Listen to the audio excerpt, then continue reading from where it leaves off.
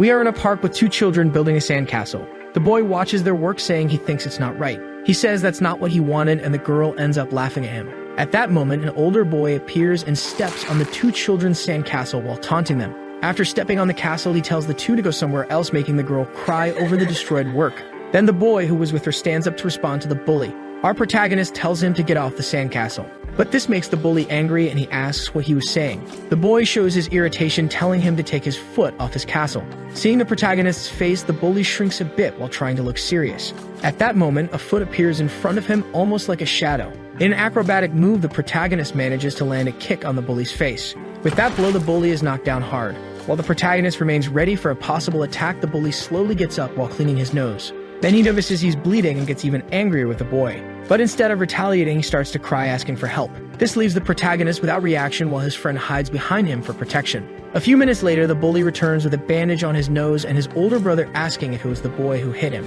Our protagonist just stares at the older brother seriously, which annoys him for not getting an answer. The older brother tries to convince the boy to talk, but he just dodges. This irritates him even more, and the protagonist mentions he never learned martial arts. While the older brother insists on trying to touch the protagonist, he just dodges everything. When the protagonist notices a gap, he lands a kick between the older brother's legs, which scares the younger one. At that moment, the younger bully complains to the protagonist about what he did to his brother. Our protagonist mentions that even without knowing martial arts, he's always been a troublemaker. Although he didn't care about those childhood fights, remembering it only became a problem when he grew up. A few years later, the protagonist was attending 5th grade at Moon Elementary School. While going to school, he ends up being called by a group of high schoolers to an alley. The high school boy asks him to do them a favor while showing a very suspicious look. Then he puts his arm over the protagonist's shoulder, saying he too was once a student at Moon Elementary. So the high schooler starts pushing the protagonist into the alley where his friends were.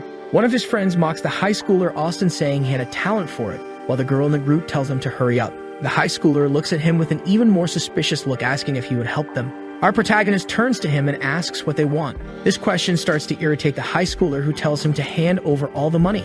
Then the protagonist says that the high school students were so poor they needed to go get it from children. At this, the group starts to laugh at Austin for being provoked by the boy and say that the protagonist was angry. Austin loses his patience and tries to deal with the boy alone.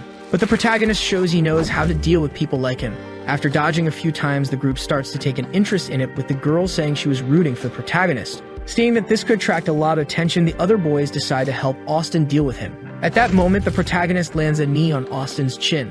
With Austin knocked down, the protagonist faces the rest of the group, waiting to see their response. A second boy approaches, hitting him with a punch in the face, making him be dragged across the ground with the impact. A second high schooler shows irritation with the protagonist and decides to teach him a lesson. But the protagonist says he never felt fear or thought about what would happen after, as he picks up a brick from the ground. He says he knew exactly how to react, and then he uses the brick and hits the high schooler hard on the head. With two knocked down, the other members of the group are speechless while staring at the protagonist. Their leader, Austin, whom they believe would be the school leader, was knocked out with his head bleeding. This causes the others to lose their heads and go after the protagonist for revenge. But he advances against them with the brick, saying he believes he was born this way and that he never loses in a fight. The girl in the group is in shock while someone trembles beside her, begging for help, seeing everyone being knocked down by the protagonist. His brick in hand was completely stained with blood from his attacks. When the protagonist turns to the girl to find out what she intended to do, he looks at her in a frightening way. A few minutes later, at the police station, the officer asks if he was really serious that he had done all this.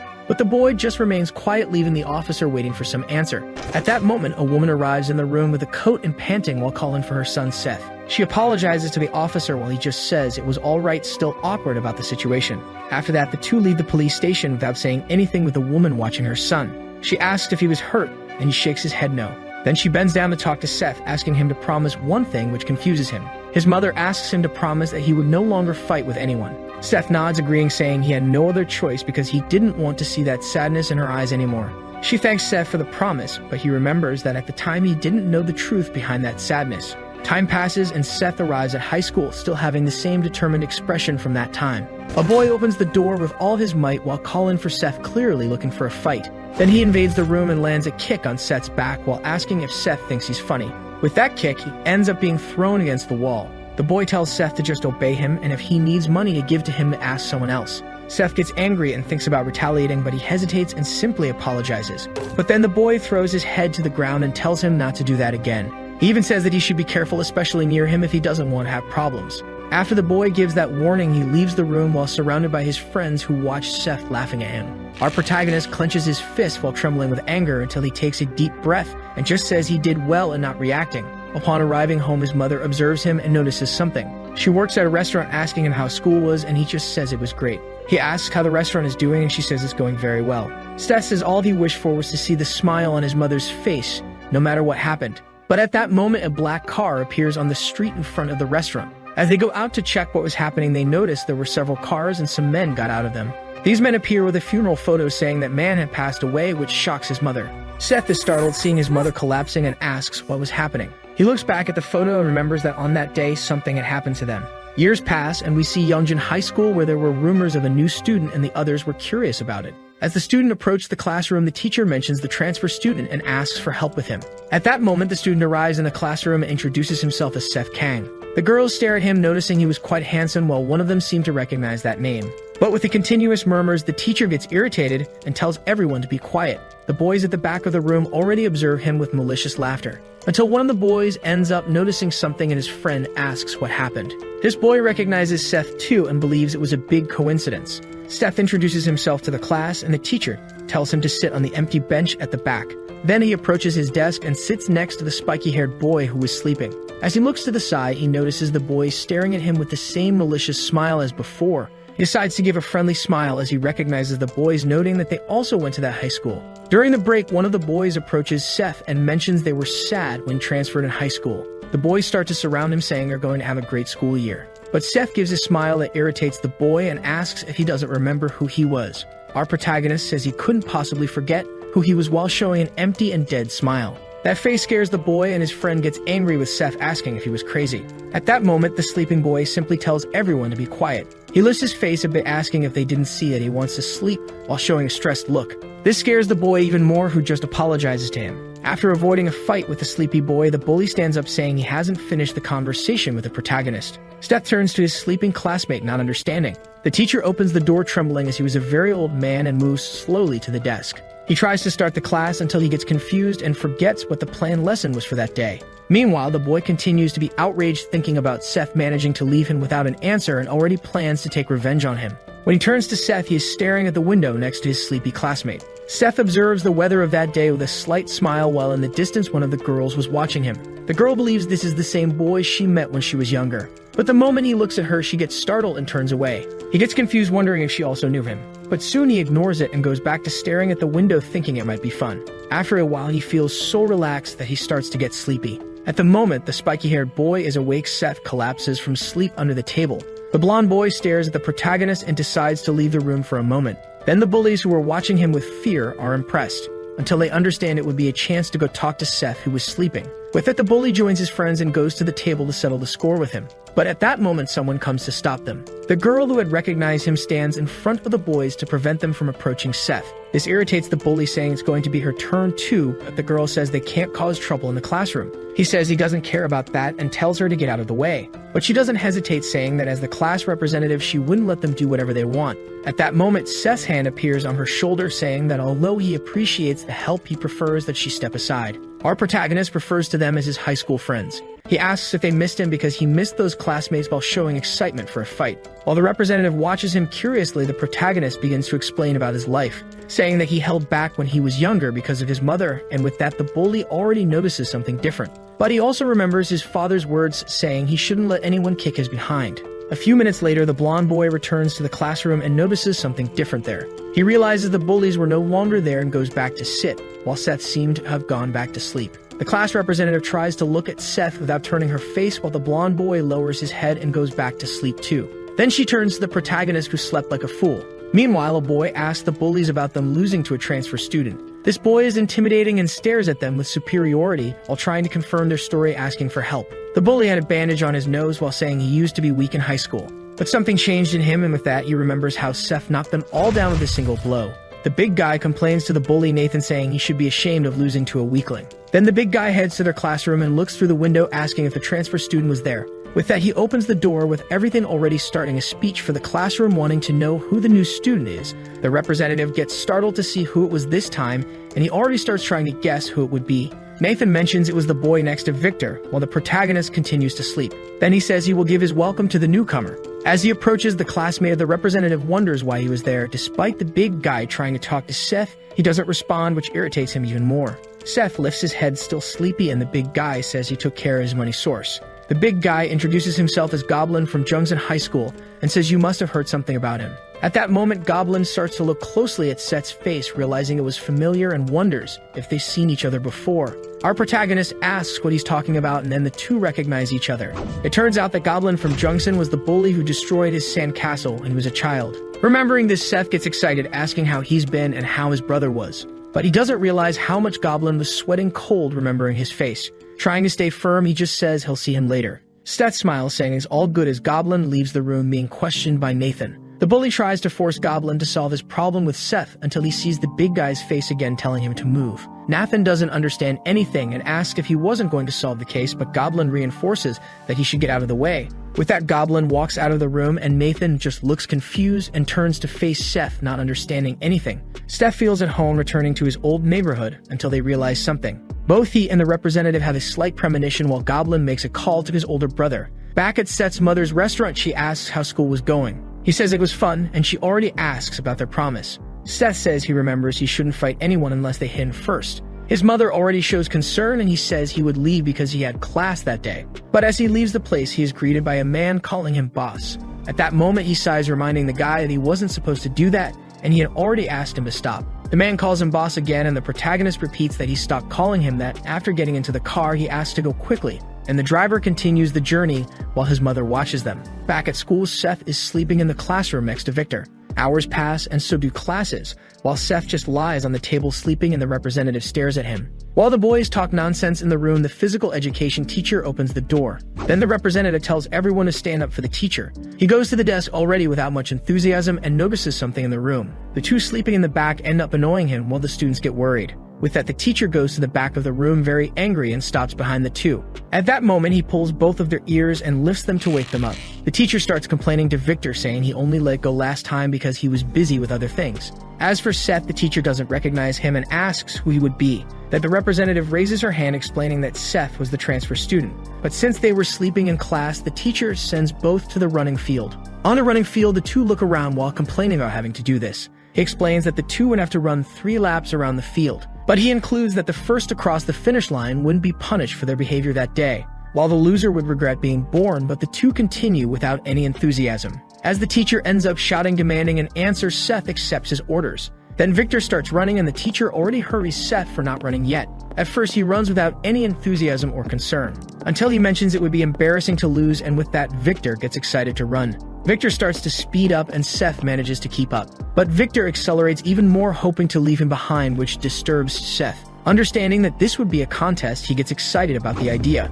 And with that, the two run like a bullet past the teacher. He is impressed to see the absurd disposition of Seth and Victor. The two race across the running field while looking at each other like two children trying to overtake the other. After finishing the race, both are exhausted, and Victor looks at Seth curiously, while Seth imagines it will be fun. Meanwhile, the teacher continues to be impressed to see that someone could reach Victor's level. The next day, the final round of the national team fighting selection contest was taking place. In the open weight category, a blonde man boasts that he was close to joining the team as he only lacked one more opponent. But his opponent was a huge boy who looks at him from behind with a strange aura. All the spectators are worried about it, while the boy seems to be annoyed by the man's comment, because even though he talked so much, he didn't last in the fight and was already defeated by him. After the fight, competitor Brock Chang returns to his locker room to rest, until he receives a visit from Goblin and asks what he was doing there. Goblin says that the boy from the past who beat them when they were younger was back. This phrase makes Brock scared and starts shaking sitting down, which makes his brother curious. Back at school, Seth and Victor were sent to the counseling room by the teacher, who tells them not to sleep in his class. Then he already asks Victor when his next competition would be. He says he hadn't registered, and the teacher explains that if he wants to be a professional, he should also pay attention to weight. Then he turns to Seth and asks if he's on any team. As Seth doesn't understand, he explains it's about athletic teams, and Seth says he's not participating in any. His phrase disappoints the teacher for the wasted potential before sending them back to the classroom. Arriving in the classroom, the elderly teacher tells them to sit in their places. The two look at the teacher just before lying down, and while looking at each other, they fall asleep again. At the end of the afternoon that day, Brock goes to the school to try to find Seth, wondering why right in that place. At that moment, everyone starts to spread that Brock was back at school and keeps all the boys attentive to it. He goes to the student council room where the president asks if he came back again. Meanwhile, in Seth's room, he continues to sleep and Victor is already getting up to leave. Victor starts to run until he passes by Brock, calling him Broomhead, asking where his class was. But as he ignores him, Brock grabs his shirt, forcing Victor to answer. Then he warns that if he didn't let go, he would have problems. Brock starts to laugh, asking if he doesn't know who he was. But Victor admits he has no idea who he was, and this irritates Brock. At that moment, Victor lands a punch on the chin to make him let go of his shirt. With that, he already strings together a series of punches against his opponent. But Brock stretches out his hand, going after his neck. Brock starts pressing Victor while holding him, asking if that was all he could do. He acknowledges that Victor had potential while holding him, but he introduces himself by saying he will finish him off unless someone reprimands him. As he turns around, he notices the PE teacher nearby and asks if he was fighting again. Seth sees the fight happening as he leaves and wonders what was going on at that school, even without knowing it was because of him. Meanwhile, in the student council room, they are organizing a meeting. President Jason Chin starts by saying they know why they are gathered. He explains that Brock is back, and even though they don't know the reason, he will cause trouble. He introduces Brock as the national wrestling representative and Victor as the featherweight boxing champion. He goes on to say that the fight between the two was stopped by the PE teacher. One of the council members asks why Brock returned and imagines he just wants to cause more trouble. This member was the Taekwondo club captain, Gabe Yu, who wonders if Brock shouldn't be preparing for nationals. However, someone responds that this is his school too, so he doesn't need a reason. But Gabe asks if they are saying that Brock missed the school. Jason asks Sam if he knows anything about Brock's return since they've known each other since they were kids. Sam mentions that Brock said something about fetching the new kid, even though he doesn't know why. This leaves Jason confused about Brock's motivations as the meeting continues. At that moment, Seth is leaving school to go home. He notices a black car parked and finds his driver sleeping while waiting for him. After waking him up and teasing him, they head home, observed by the class representative, Sophie. She notices Seth in the car while her friend calls her from afar. The driver asks if Seth is going to visit a place again, and he confirms. That night, they pass by his mother's restaurant, and Seth watches her working, then tells the driver to keep going. They arrive at the building of a company called Sunshine Group. At the entrance, he is greeted by a man who welcomes him as the boss. Seth gets out of the car, greeted by his employees at the entrance of the building. He gets irritated and asks how many times he needs to repeat not to call him boss when he's in his school uniform. This leads to a flashback of the protagonist in front of his father's grave on a rainy day. He stares at the photo on the grave until a tall man appears with an umbrella, asking them to leave because it was getting cold. Our protagonist asks what kind of person his father was. The man replies that his father became the strongest in all of Korea with nothing but his fists. Seth asked about his mother and why he was never around. The man mentions that his older brother always took care of him.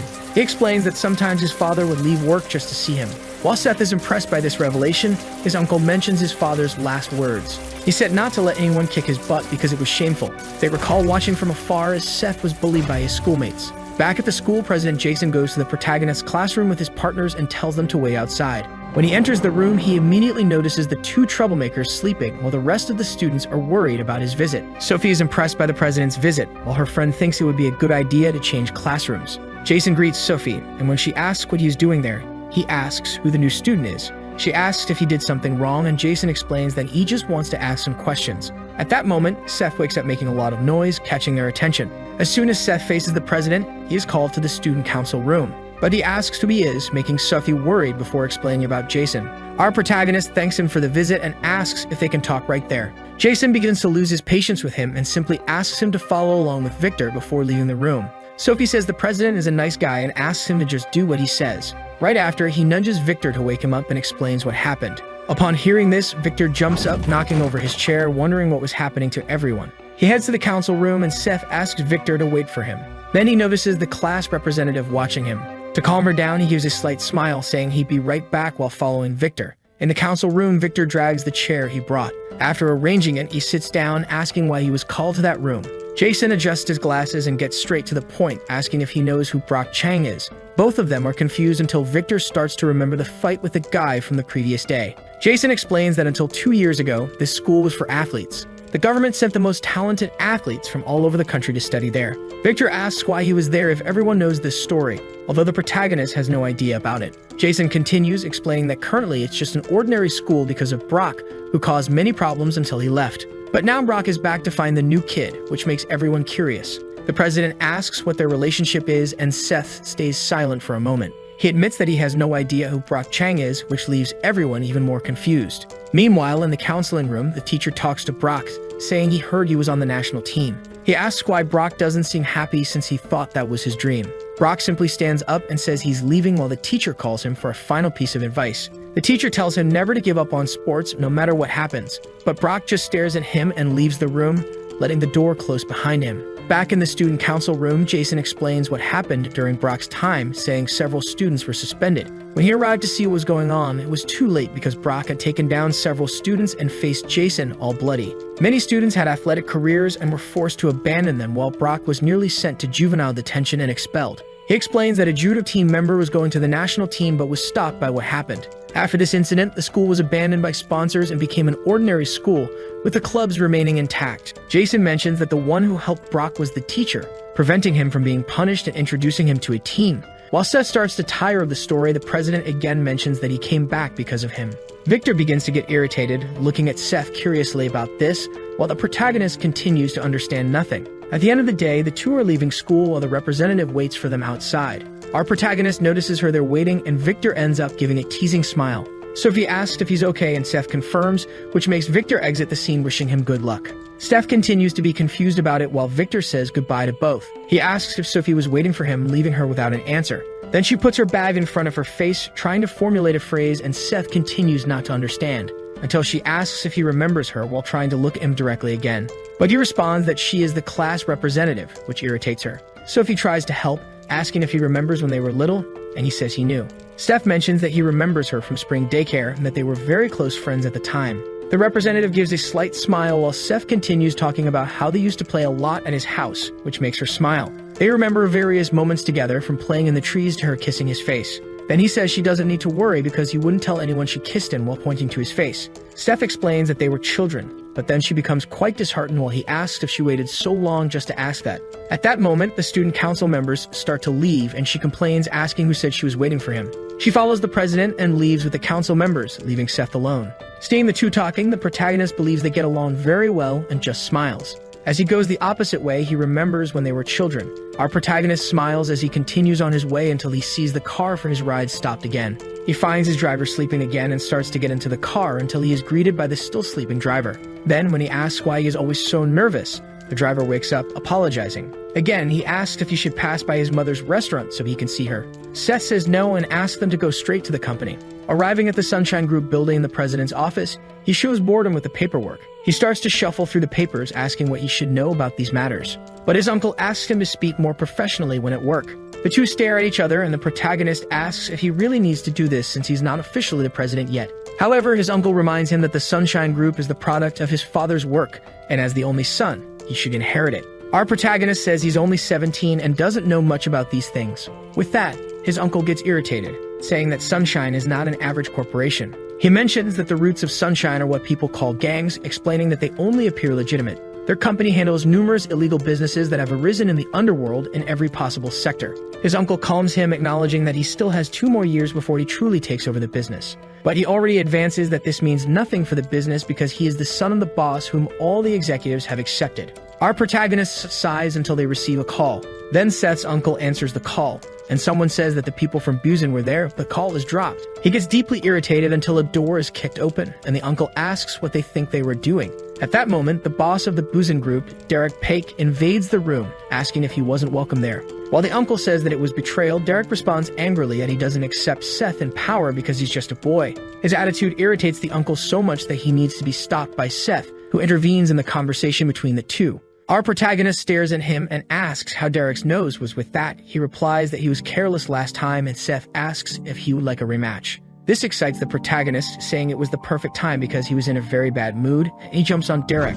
Derek can't react while the protagonist approaches him, and then a noise of something being crushed is heard. The next day back at school, Seth says goodbye to the driver while Jason watches him arriving at school. The two stare at each other, and Seth enters through the gate while they remain alert to Brock. Meanwhile, Brock orders his brother to bring the protagonist by any means, and then Jason notices him from afar watching the entrance. In the council room, the president explains the situation and asks them to avoid fights with Brock. Gabe gets irritated by this, asking who he thinks he is and why they should be careful with him. Sam explains that since Brock is a national representative, he has no reason to fight with them. But this only irritates Gabe even more because the current situation of the school is his fault. The president puts an end to the discussion, saying they couldn't do anything about it. This phrase makes Gabe lose his head, remembering that they all went there because it was an athlete's school that lost everything because of him. Everyone acknowledges that it was true, although they can't do much about it. Gabe gets furious and kicks the chair, complaining that he needs to recover what Brock took from him and that he would do it at all costs. Meanwhile, Goblin goes to Seth's room and finds him sleeping again. Very carefully, he wakes him up, calling him to talk outside the room. Seth says he's sleepy and Goblin says it's important, which makes the protagonist agree and go with him. Our protagonist asks if he wants to talk outside, and he confirms while Victor watches the two leaving the room. As they leave through the corridors, Sophie worries about what will happen. Back in the schoolyard, Brock is bored after defeating all the students Gabe called to help him. Brock asks if that was all they had, and Gabe gets angry with him. The athlete delivers a kick against Brock, who blocks with his arm. But at that moment, Brock grabs his leg, saying he hopes he has said his prayers. Then he pulls Gabe by the leg and throws him hard against the ground. After defeating him, he still feels bored while observing his unconscious body on the ground. Then he says he will make sure he never walks again. However, he is stopped by the council president, who appears to end the fight. Brock recognizes him, and Jason asks why he was there since he had no grudge against the school. He explains that he indeed had no problems with the school and just wanted to talk to the new kid. Jason tells him not to cause any more disorder within the school area. With that, Brock says that although nothing can scare Jason because he comes from a wealthy family and is the council president, he is superior. The president stands firm, saying that he cannot let the entire school get into trouble because of him. Suddenly, our protagonist arrives, brought in by Goblin. At that moment, the two stare at each other and Seth realizes that he is the Brock they talked so much about. Remembering Goblin's brother's face, he gives a huge smile, saying he hasn't changed a bit. But then Brock is ready to face him and approaches the protagonist. Seth notices his intentions and starts to tremble his hands until he clenches them, preparing his fist. Until Jason intervenes between the two, preventing Brock's advance. He warns Jason not to interfere if he doesn't want to regret it. However, the president remains firm in his decision, ordering them not to fight at school. Brock finally loses patience with the president and decides to attack him. With that, Seth asks Jason to get out of his way while pushing him aside. Our protagonist believes he came to see him while the two remain unresponsive to his attitude. Jason tries to threaten Seth so they don't cause more problems for the school, and the protagonist assures that he won't let anything happen. He asks to go fight in the gym as there were many people there. He also mentions that they can choose any form of fight they want because he doesn't care. Brock remains silent, staring at him, and Seth says he's not afraid of him. Then Brock raises his hand to attack him, and Seth asks if he looks like someone who is afraid of a fight. His look surprises both spectators until Seth says they will fight as sportsmen and asks where the gym is. With that, rumors of a fight begin to spread throughout the school, saying it would take place near the boxing club. In the boxing ring, the two face each other while waiting for the fight to start. Seth begins to stretch while smiling at Brock, and Brock takes off his shirt, warming up his arms. Then the council girl approaches Jason and starts to provoke, asking if he wasn't going to resolve this. In the gym's upper bleachers, Nathan is surprised to see the fight about to start. But then the physical education teacher appears, shouting at everyone. Everyone worries about what will happen, and the council girl starts to blame Jason for it. However, upon reaching the ring, the teacher just leaves a pair of gloves for Seth and says they need them for the fight. He mentions that he will be a referee and that they would fight under MMA rules with 3 rounds and 3 minutes per round. Seth observes the teacher and lets out a confident smile. Meanwhile, in the classroom, a boy bursts in shouting that they would be fighting in the boxing gym. At that moment, Sophie worries about it while Victor wakes up hearing Brock's name. Both stare at each other seriously until the teacher reminds them that this is a sport. Our protagonist decides to ask Brock if all this was because he was knocked down by him as a child and calls him a sore loser. But this only makes Brock even more impatient with him. Brock explains that was the only time he lost a fight and asks if that's reason enough for him. The teacher sounds the gong, and with that, the fight begins. Brock tries to grab Seth's face, who dodges but notices something in that movement. Then Seth grabs Brock's arm, already preparing his strike. He lands a knee against Brock's belly while lowering him by holding his neck. After being knocked down, he tries to get up with much effort and difficulty breathing. But Seth doesn't hold back and lands a blow against his neck to knock him down again. All spectators are impressed with what they just saw while Seth remains standing after defeating Brock. Our protagonist turns to the teacher and asks if he isn't going to start the count. But he hears that there's no need to rush, which worries Seth. When he turns around, he sees Brock trying to get up and almost standing. Brock manages to stand up completely out of breath while staring at Seth. This makes the audience go crazy because the fight was just beginning. At that moment, the class representative arrives at the gym while Seth watches his opponent. The big guy charges at Seth, who just sighs, saying he should have stayed down. In a quick move, he dodges Brock's attack and grabs his head. Then he pulls him back, throwing him with all of his strength to the ground. Seth positions himself over him, asking if he seems weak while preparing a direct punch to the face. Brock only has time to realize what is going to happen before his face is crushed by Seth's punch. Everyone is shocked by this while Seth continues to beat his face until the point the teacher orders to stop the fight. After Seth stops his sequence of punches, the place is all stained with blood and the protagonist asks again if he seems weak. In the Sunshine Hospital, Brock is being treated, all bandaged up and resting after the fight. Suddenly, he wakes up with a physical education teacher beside him watching. The teacher asks if he's awake and mentions that the diagnosis says he needs to rest for 2 months. It was explained that although they managed to fix his nose, he had a skull fracture and a broken rib. He also warns Brock that he talked to his team saying he suffered an injury during training. When he's more relaxed, the teacher complains to Brock about causing all this trouble over a childhood fight. But then Brock says he doesn't care about that because he found something much more interesting than wrestling. Back at school, all the students in the classroom tense up at Seth's presence. Seth sighs, making the boys even more worried while he just gets up from his place. Observing the corridor, he notices the fear stamped on everyone there, worried about his next action. Arriving at the bathroom, he finds a group of boys discussing what was happening. One of them explains that all this is because the new kid defeated Brock and his friend can't believe it, until the two classmates get worried looking at the bathroom entrance. Seth approaches them and kindly asks them to move aside a bit. At that moment, they get rid of their cigarettes and leave immediately. Victor enters the bathroom and stops next to Seth, asking if he's free after school. He turns angrily to Seth, saying that Brock was his target and calls the protagonist for a fight in the boxing ring alone. That night at school, Victor waits in front of the boxing ring for Seth. Throwing his things under the ring, he pulls boxing gloves from his backpack. He remembers how he was humiliatingly defeated by Brock and how Seth finished him off as if it were nothing. Victor gets angry with himself, realizing he was afraid of Brock. Hours pass and Seth doesn't show up, which further irritates Victor, who continues to wait for him. Meanwhile, at the Sunshine Group building, Seth is trapped with piles of documents. He tries to get out of it, saying he has to meet a friend. But his uncle says he can't, and Seth explains that his friend is waiting for him. Still, his uncle insists he can't go, and Seth just looks at him, disheartened. The next day, Victor is firm in his intense boxing training at the gym. He continues his training until a man comes up, asking him not to push himself too hard since he doesn't have an upcoming fight. Victor replies that he needs to be always ready for when he needs to be. The man tries to explain to him that boxing won't yield much and it would be worth more for him to switch to MMA. But Victor explains that he doesn't do it for the money, which leaves the man speechless. He says it's okay, and that he made a promise. The promise that he would become a world champion and that he wouldn't give up until he achieved it. After that, he tries to calm the man down, saying they should get a fight soon and heads to school. As Victor leaves the gym building, a black car appears. Several men get out of the car and talk to the man, asking him to sell the building, saying they will pay what it's worth. Arriving at school, Victor goes to his classroom and finds Seth lying on the table. Seeing him, Victor gets irritated, remembering Seth and Brock's fight the day before. He kicks Seth's chair, making him get up all sleepy. When he looks at the clock, he complains that it's not even 7 o'clock yet. Seth turns around and sees Victor behind him, complaining if he thought it was funny to have left him waiting. But he explains that he had a lot of work to do, and that's why he didn't show up. Victor is confused by this work story, and Seth just yawns from tiredness. He tries to threaten Seth in case he thinks of running away from him again that day. But then the protagonist gets excited as he stands up, asking why he thinks he arrived so early at school. Our protagonist explains that he's not the type of person who runs away when someone challenges him to a fight. This statement irritates Victor, who already cracks his knuckles in anger. With that, Victor charges at him and tries to land a punch on Seth's face. Our little monster doesn't move, letting the punch hit him in the face. Victor hears the protagonist say he doesn't feel bad about it and realizes what really happened. The protagonist caught Victor's punch with one hand, saying his punch is quite strong. But then he starts to squeeze his fist until he breaks one of the fingers. Even in pain, Victor continues to stare at him seriously, and Seth asks if he still intends to continue.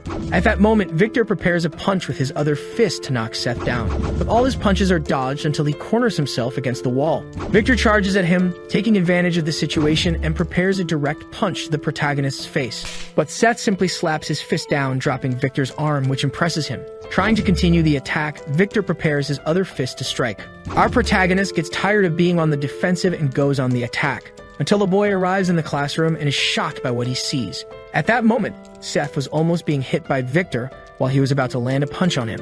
When Victor notices the student behind them, he decides it would be better to leave it for later. During classes, everyone looks at the two curiously about what happened earlier. The two have a sullen face throughout the class. Hours pass, and they continue trying to avoid looking at each other, until Sophie arrives calling Seth to go to lunch. At that moment, he feels excited, saying they can go together, which confuses her. Victor sits down and complains about him, saying they will soon find out who will win. But then he lowers his head and goes back to sleep on the table. When the two return, they see Victor sleeping and Seth lies down to sleep as well, while Sophie goes to her desk. At the end of the day, Victor gets up from the table and calls Seth to follow him. As they leave the school premises, he continues to tell him to follow, and Seth tries to ask something until Victor interrupts him. Still, he asks if they have arrived, and then Victor turns around just to see him entering a black car. Seth says he doesn't have much time and tells him to get in the car. After they get into the car, the driver asks, all uncomfortable, where he should take them. That night, the driver lights his cigarette to wait in front of Victor's boxing gym, asking if he can go home. At that moment, the black car returns, and the men who came in the morning come back armed. They walk towards the gym while the driver just smokes his cigarette. Meanwhile, inside the gym, Victor calls Seth to the ring.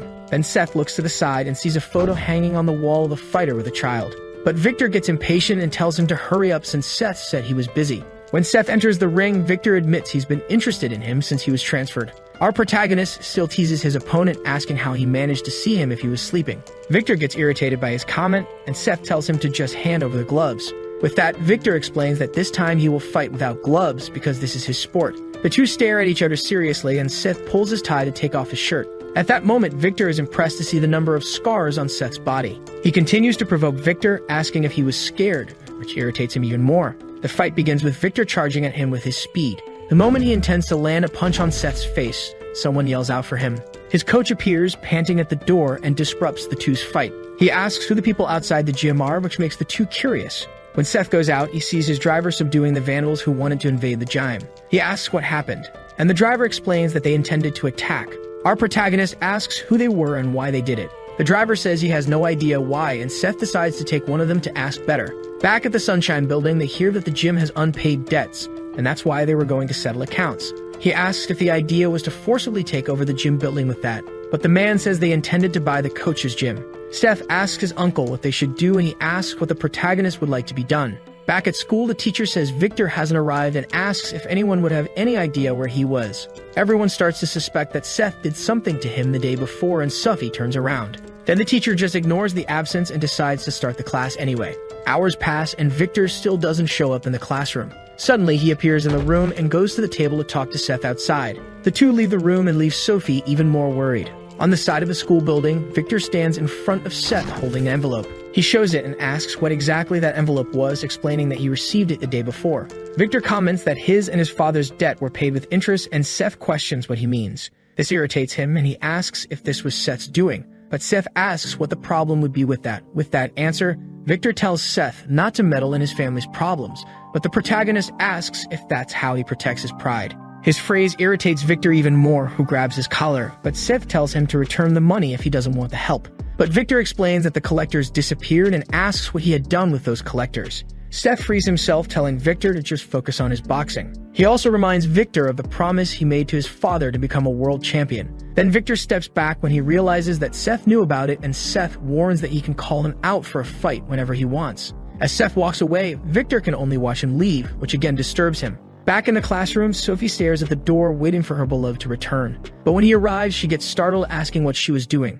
She tries to make up an excuse, saying she thought he had gone to fight again. Seth teases her, asking if she was worried about him. Then she blushes and comes up with a class representative speech, saying she feels responsible for them. With that, Seth says he won't fight with the boys from their class, noticing that she hasn't changed at all. Sophie doesn't understand, and he explains that she has always been kind and concerned about everyone. As he leaves, Sophie just watches him go while someone watches them from afar. The council president gets annoyed with Seth's closeness and says he should know his place. In an old Japanese-style house, Derek waits seated in an empty room. A man in a half-open kimono full of tattoos asks for permission to open the door. Inside that other room was the leader of the Santu Onikai gang, Meduki Ryushin. Derek bows his head, apologizing to the leader, who only mentions that he was extremely disappointed with his subordinate. He apologizes again, trying to ask for another chance to fulfill his mission, explaining that since the heir has not yet been confirmed, they could take over Sunshine if they received help from the gang. At that moment, Ryushin breaks his pipe, hitting the ground with all his force. Ryushin praises having heard that the heir was very young. He remembers that even being very young, he was still the heir and he should be more cautious. Then he explains that they should look for what the heir's weakness is, because as he is not an adult, he must have a weakness. Derek begins to remember moments he saw Seth with his mother after his father's death and believes he knows what his weakness would be. But the gang leader already advances that he must work calmly and make sure not to fail this time. A group of boys appears in the protagonist's room led by Gabe, who is still recovering. He already yells at everyone.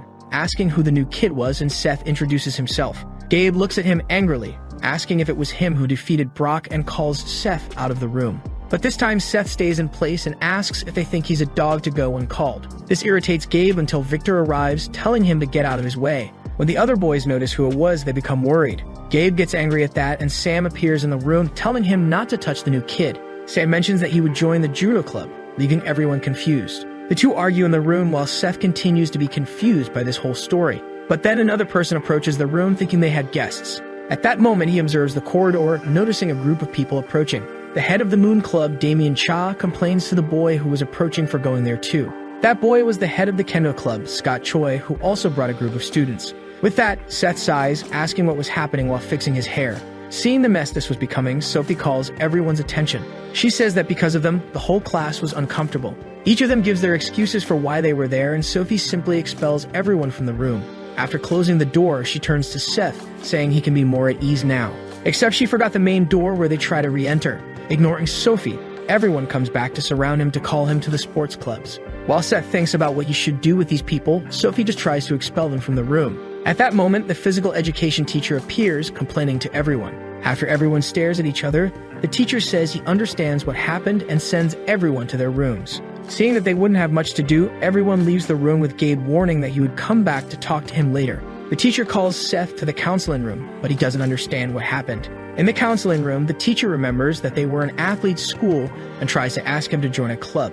Seth is confused by the request until the teacher remembers about Brock. He explains that Brock was like him in the first year, with all the clubs wanting to call him to their teams until he got involved in the fight. Our protagonist understands that the teacher wants to prevent him from causing problems, replying that he's fine. But he already advances that he doesn't have time to dedicate himself to sports. The teacher gets irritated, asking how busy he could be being a first-year boy. He believes that Seth was just joking around, and the protagonist says he's more than he seems. He also advances that those who should be there were the students, not him. With that, the teacher is left without an answer, and Seth asks him to tell the students not to bother him anymore. Seth completes, saying that he doesn't run away from a fight. Meanwhile, Jason listens from behind the door, returning to complain about him for finding him arrogant. Jason heads to an abandoned building of the school where a group of boys gather to smoke. A boy is impressed by the presence of the council president there. He asks what the president wanted, and he replies that he would like their help to get rid of someone. At the end of the day, Seth is leaving school and heading to his car. As he passes through a gap in a wall, a guy emerges from behind him with a piece of wood and hits him.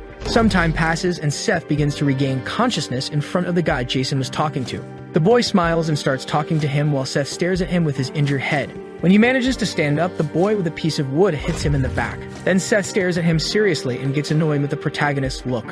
One of the boys from the classroom says he seemed very weak for someone who defeated Brock, and another boy tells him not to be rude. As he stands up, Seth says he's in an interesting situation. The group leader is impressed that he isn't scared of the current situation. At that moment, the boy with a piece of wood tries to hit him again.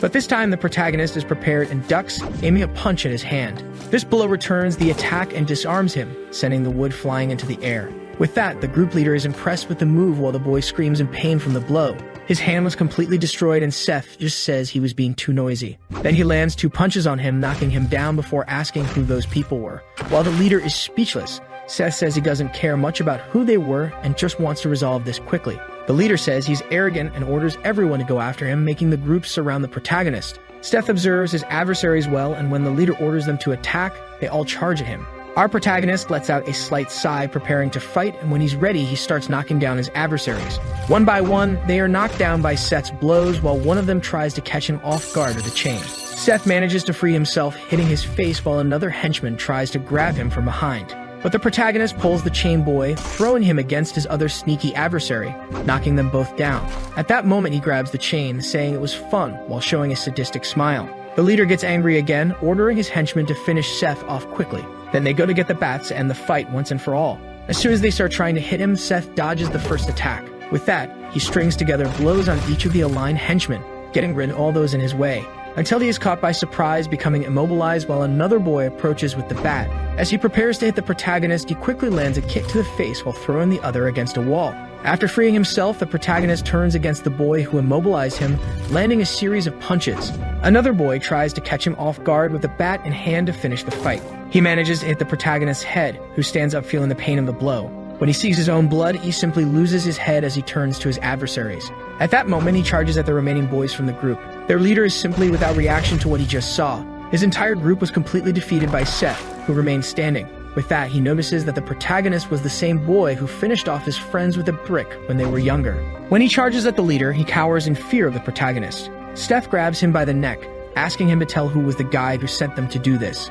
After settling things in the abandoned building, he returns to the school building. Meanwhile, in the council room, the president waits with 2 other members. Jason wonders why he hasn't received news from the group while Seth approaches the council room, until the protagonist opens the door of the room, leaving the president surprised. Seth approaches him slowly while Jason stands up, facing the protagonist. He asks what Seth was doing in that room, and the protagonist just smiles at him. At that moment, he grabs the president's neck and hits him against the table. Our protagonist asks why he was attacked on his order. But then Sophie arrives in the room to talk to Jason and finds Seth interrogating him. Seth lifts the president back up, saying he was a lucky guy.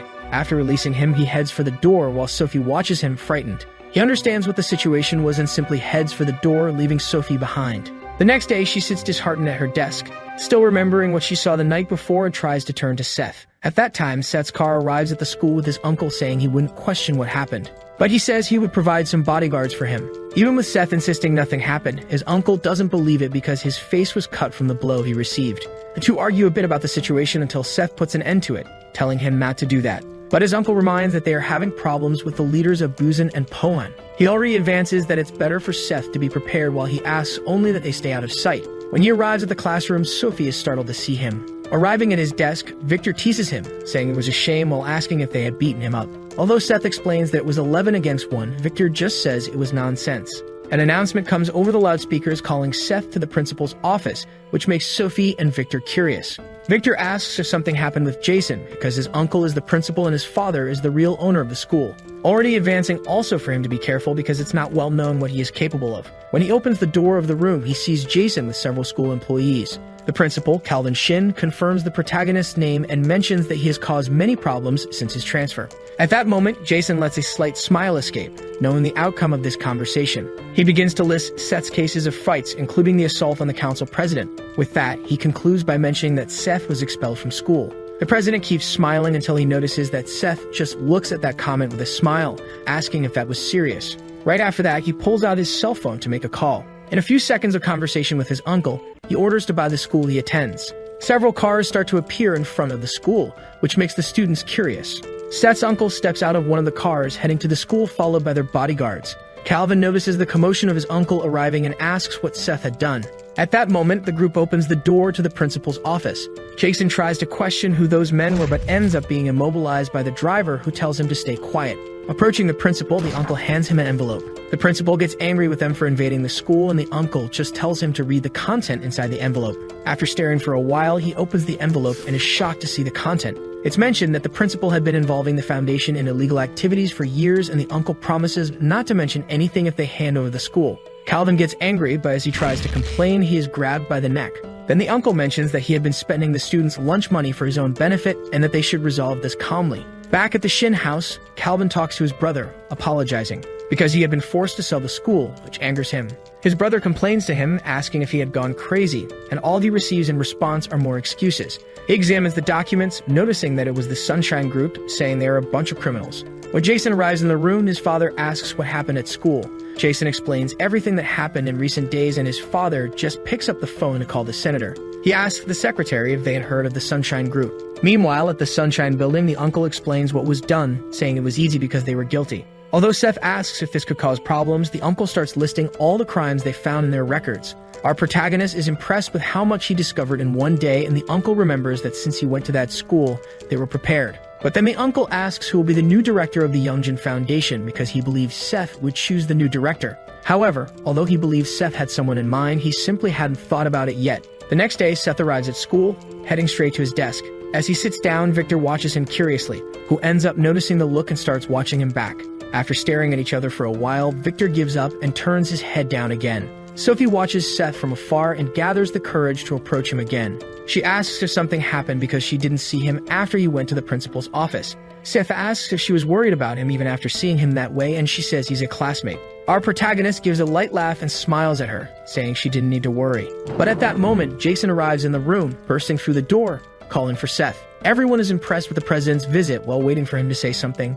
Jason asks if Seth believed he would be afraid of a pathetic criminal like him. But as soon as Seth stands up to go to him, Jason simply slams the door shut, running away, which leaves him without reaction. Back in the principal's office, the physical education teacher knocks on the door and a man gives permission to enter. Seth's uncle asks him to sit down while he continues to look out the window. He asks if the uncle was looking for him and tries to find out how he could help. Then he requests that the teacher become the new principal of the school, as it was the order of the new owner of the school. At the end of that day, Seth prepares to leave and Jason waits for him in an alley with his friends. He explains that they were supposed to bring the protagonist to him. One of the boys is impressed that it was just about capturing a high schooler while remembering that he needed the money anyway. But when he sees who it was, he is shocked while Seth gets into the car. Jason is confused and the boy gets angry, saying that he wanted them to catch a murderer, throwing the money in his face. All the boys run away, leaving Jason behind, which angers him even more, wanting to know more about Seth. Looking at the street, he sees a line of black cars taking Seth away, which impresses him even more. Back at Seth's mother's restaurant, she mentions that he was having fun. He explains that so far it has all been very entertaining. But when Seth asks why they don't live with his father, it makes her tense. Seeing her reaction, Seth says she doesn't need to answer if it's too difficult. His mother forces a smile, saying she will tell him another time. With that response, Seth just excuses himself from his mother, leaving the restaurant while she watches him worriedly. Then she remembers the moment Seth's father asked to separate for a while when Seth was a baby. She revolts, asking to stay together while his father says he wouldn't want to put the two of them in danger. Seth's mother looks at her son and understands her husband's concern. Back in the present, Derek arrives at her restaurant, saying it's been a while since they saw each other, which worries her. On the way to school, the uncle explains that the physical education teacher would be the new principal. While analyzing the school's data, seeing that it was in poor condition, Seth asks if they can use the company's money. The uncle's plan was to invest $3 million or more with the intention of making it an athletic school again. Seth wonders if it's possible, and the uncle explains that the students can help with that. He emphasizes that in Korea, money is power, and Seth remembers that they have money. Back at school, the two classmates are sleeping during the old teacher's class, until suddenly, Seth's cell phone receives a call from the head of the Buzin group. When he answers the call, he hears Derek trying to provoke him, but gets annoyed that Seth doesn't recognize him. When he tries to explain the reason for calling, Seth warns that he was in class time and hangs up the call. Seeing that he would insist on calling back, Seth turns off his cell phone. Meanwhile, in a building under construction, Derek hears the notice that the phone was not available. This irritates him greatly while Seth's mother just sits in front of him. Derek orders his henchmen to go after him, thinking that this time he will finish Seth off. At that moment, the protagonist was dreaming about Victor's spiky hair, imagining he would get hurt trying to touch it. At the end of the day, Seth leaves school, finding a silver van stopping in front of the school. Derek's henchmen get out of the van, stopping in front of Seth. Our protagonist asks who those two were, and the henchmen ask him to follow them. At that moment, the driver arrives and asks what they thought they were doing. When the henchmen turn around, they recognize the driver Rod, who gets angry with them for trying to boss his boss around. Seth talks to them again, asking what they wanted, and then one of the henchmen pulls out his cell phone from his suit. They explain that it was a request from Derek, and Seth takes the cell phone from their hands. As soon as Seth looks at the cell phone, he is startled to see his mother sitting in a chair in a kind of captivity. The henchman asks him to follow them again until he notices Seth's furious expression. Using the hand with the cell phone, Seth lands a punch on one of the henchmen. When the second one thinks of retaliating, he throws the cell phone to distract him and land a blow. Taking advantage of the punch, he pushes the henchman to the ground, still in fury, embedding 2 teeth in his fist. He holds the henchman's head and orders him to tell where they were keeping his mother. Upon finding out, all the bodyguards' cars follow to the location while Seth calls his uncle, who tries to keep him calm.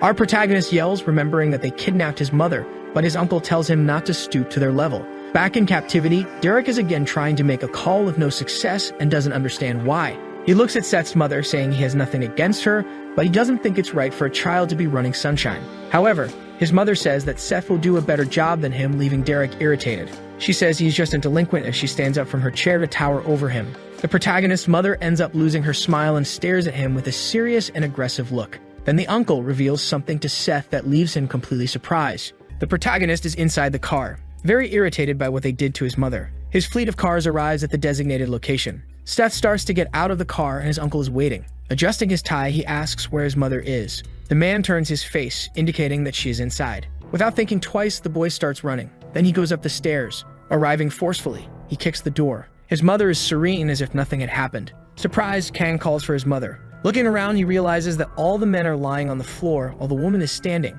Derek is being held by his shirt. In the background, the boy asks what is going on. Seeing that it is his mother standing, he is in shock. Suddenly, his uncle arrives, apologizing to the woman. saying that he will leave the rest to her. Terrified, the man starts screaming, begging the boy to save him. Hurt and trembling with fear, he keeps repeating for them to save him. Then the woman walks away. Bowing his head, the uncle shows his respect for her. Leaving the place, she tells her son to go as they need to open the cafe. Frightened, he looks at his mother while she remains serious. Sometime later at the cafe, Seth asks about what happened. Dodging the question, his mother asks what he means by that. Curious, he asks how she managed. Smiling, she replies that it is a secret, which leaves the protagonist even more confused. However, she makes it clear that she will tell him everything when the right time comes. But the boy says he doesn't understand. Happily, she says that he doesn't need to understand because she is still his mother no matter what happens. After her response, he just stares in silence. Outside, the driver is smoking calmly. Getting out of the car, the uncle arrives. Quickly, the driver bows. The uncle is watching the two. Suddenly, he starts getting very angry. Remembering the past when Seth was still a baby, his mother was playing with him using a yo-yo. However, she hit the boy's head hard. He falls to the ground, startled. He starts crying in despair and keeps crying a lot and screaming. His mother tries to calm the baby. Playing with the yo-yo again, she almost hit him, but the boy manages to dodge. But as he has no control over his body, he falls to the ground again. Picking him up, she begins to hug her son. His father shakes his head watching the scene. In the background, the uncle observes everything in silence, as if he had a secret. Back to the present, he is with the driver outside the cafe. Breaking the silence, he calls Rami, the driver. He reveals that the Yakuza were behind all the rebellion that happened in Busan. After the answer, the man remains silent. Irritated, he curses the Yakuza group deeply. The uncle tells Rami to take better care of the boss, and the man bows, saying that he will, and says that he can keep the gun in his hands. Laughing, the man is happy with this news, thanking the uncle for that. Changing the subject, he asks the driver if there is someone they can send to the school. He explains that the leader of Santu Onikai, named Midaki Ryushin, is going after the boss and that they need more bodyguards. This catches the man's attention. Then he continues saying that he needs to find someone capable of pretending to be a new student. Sometime later at Sophie's house, she is a little upset while eating. Her father watches his upset daughter. Curious, he asks if something happened to her. The girl responds that it's nothing. Concerned, her father says that if someone is bothering her, she just needs to say, and he will handle it. Laughing, she says that he is a prosecutor and shouldn't say such things, and her father replies that the most important thing is that his daughter is okay. But the girl says it's not a problem, so he doesn't need to worry. This catches the man's attention. Staring seriously, he says that it seems like something happened. Sophie says nothing happened and asks to finish eating. Annoyed, the man remains silent, while his daughter fills herself with yogurt. Sometime later, on the girl's apartment balcony, her father is on the phone. Talking to Jason, he says he is Sophie's father. On the other side of the line, the president of the council says he was about to call the man. Then he explains that there have been some issues with the new student, and he was wondering if he should inform the father or not. Quickly, the man becomes irritated, gripping the balcony. With much anger, he asks him to tell everything that happened. Meanwhile, in front of the cafe, Kang's mother asks where her son is. The man responds that he is at home. On the ground, she asks if he wants anything, and the uncle says no, he just wanted to say he's sorry. Standing up, the woman tells him not to worry, and the uncle says they will take her home, as it's still not safe. Smiling, she asks if he has already forgotten. Then she comments that she will stay away from her son out of love, and that the man just needs to focus on Seth. After that comment, he remains silent. At his home, the boy is sleeping, tossing and turning constantly, but then he gets up as he can't sleep anymore. The boy is very scared, wondering where his mother is. Jumping to Rod, the driver's story, let's see who the man is. He is someone who has a hobby of racing. Sometime later, at a dojo, this man is smoking his pipe, asking his subordinate if they failed, and the guy says yes. Annoyed, the old man says he can't trust the Koreans. Standing up, his subordinate asks what will happen to Sunshine. Answering with another question, he asks if their leader is in the preparatory, and the man says yes. With a serious look, he orders them to send Akira there. Just mentioning the name, the man is already afraid. However, the old man says they will take him down, and for that, they need to use everything they've got. Meanwhile, at Yeongjum School, several students are in the courtyard. From the window, the new principal just watches. He's the former physical education teacher who became a principal. Adjusting his chair in front of all that paperwork, he sits while sighing with distress, saying that he was just a teacher, and that he will see how all this will work out. Suddenly, the phone starts ringing. Quickly, the principal answers. On the other end of the line, the caller says they are from the Sushine Corporation. Getting the news, the uncle says there will be a new student, ordering him to place the student in the same class as Seth Kang, and the principal questions the reason for that. Hanging up, the man doesn't answer the question. Someone starts knocking on the door, making the principal tremble. Then the person opens the door. Seeing who it is, the former teacher is frightened. It's Brock, who already seems better. Surprised, he asks what the boy is doing in this room since he never comes to school.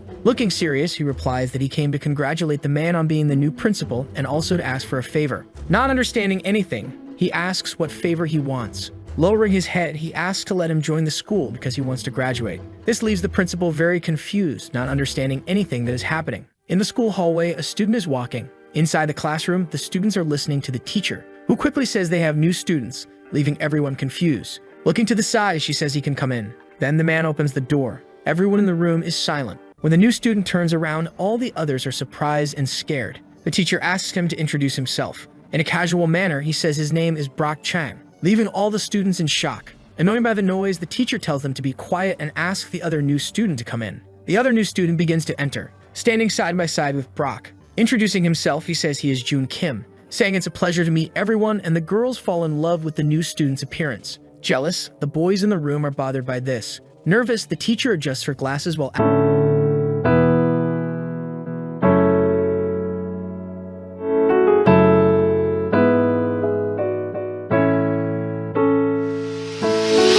Утро бьет колокола, просыпается народ. Я сегодня про города. Что ты брал, ну как ты там? На машине или трамвай? Что, спишь, ну вставай. Ну вставай. Этот город тут и там. Сказать спасибо небесам, что сделал сам. Карьеру город сделал сам. Город, город, сердце бьется днем. Миллионы историй в нем, день ото днем. И во стенах мечты, надежды и любовь. Все вновь и вновь, все вновь и вновь. Я вновь и вновь, я вижу ту любовь, что этот день поднес. Smiling kindly, June Kim confirms that he is going. With a blank expression, Brock remains silent. Then he looks to the side. Seeing the two sleeping, he says he'll go too. A little nervous, the teacher says she'll see them tomorrow. As she leaves, she asks everyone to befriend the new students. When she leaves, everyone becomes desperate. Suddenly, the two bullies wake up and stand. At that moment, Brock also stands, scaring the students in front of him. Looking at the big guy, Kim just watches. Then the bully approaches Victor and the protagonist. Seth remains silent, staring at him. But Brock does the same. Intervening, Victor says he'll let the two handle things, adjusting his backpack to leave. However, the big guy stops him with his arm. The size difference between them is huge. Irritated, Victor asks what he's doing. From his corner, the new student just watches the commotion. He smiles as it seems he's enjoying it. Sometime later in the school courtyard, with his hand in his pocket and irritated, Victor asks if he wants to fight. Replying, Brock supposes the teenager isn't stupid enough to do that. Reacting to this, Victor becomes very angry. Furious, he calls him a bastard and asks if now that Seth beat him up, he's an easy target. However, the big guy just stays quiet. Victor drops his bag on the ground, remembering how his previous fight with this guy went. He had a big advantage, and if it weren't for the teacher, he would have finished off the bully. Without thinking twice, he prepares for combat and calls Brock to attack.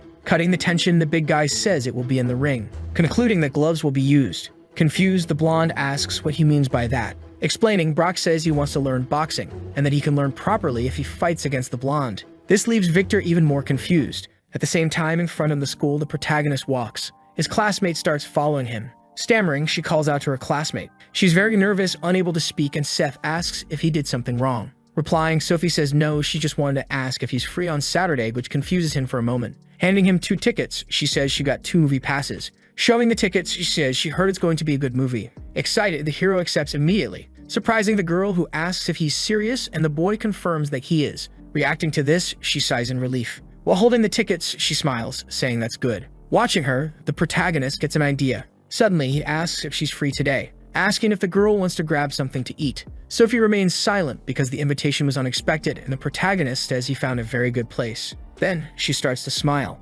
Excited, she says she wants to go and that she's hungry. Seth asks if she likes spicy food, and laughing, the girl asks who doesn't, asking if that place is really good, and the two continue talking as the sun sets. The hero's car arrives in front of the school. Someone walks over to the car while the driver waits. Then they knock on the door to get his attention. Seeing who it is, the driver starts to roll down the window and asks what will happen if the boss finds out. But the mysterious man says not to worry. It's the new student, June Kim, who says their boss is going on a date. Totally confused, Rodney doesn't understand what he means. Changing the subject, the student asks if he has a cigarette. Annoyed, he asks for a cigarette, saying pretending to be a student is suffocating. Irritated, the driver asks if he's crazy for wanting to smoke in a uniform. Looking down, he says the man is right. Laughing, Rodney starts to light his cigarette, and Kim says he's really bad.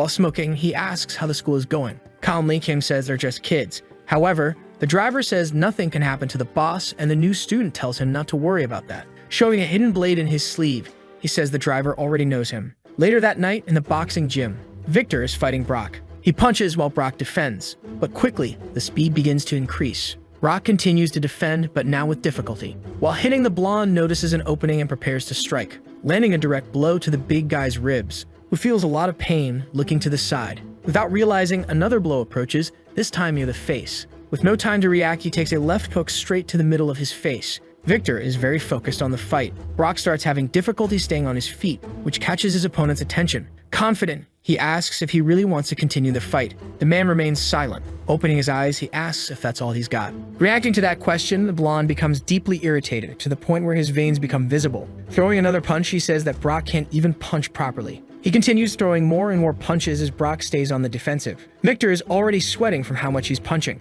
Opening his eyes, Brock still stays defensive. Preparing for another hit, Victor says that the bully wanted to learn boxing and tells him to try hitting him. Aiming for his head, Victor tries to finish with a final blow. However, something catches his attention. For the first time, the man managed to dodge the punch. The two stare at each other, frozen. Trembling, Brock prepares to counterattack. He rushes forward with everything he's got. The punch approaches and Victor defends himself. After that, he steps back, walking until he hits the corner of the ring. Cornered, he prepares himself as the big guy gets ready to attack. Brock tries to land another blow, but Victor dodges by ducking. Quickly, he lands a perfect uppercut. After the punch, he returns to his stance, and the man just keeps watching. Annoyed, the blonde wonders if the guy will ever manage to hit him even once. Interrupting his thoughts, Brock asks what he's doing and tells him to attack. Hearing this, Victor becomes deeply irritated and calls him a bastard. The two rush at each other with full force. Meanwhile, in the movie theater, the potential couple is watching what seems to be an action horror movie. Sophie is trembling with fear. She grabs onto the protagonist's jacket.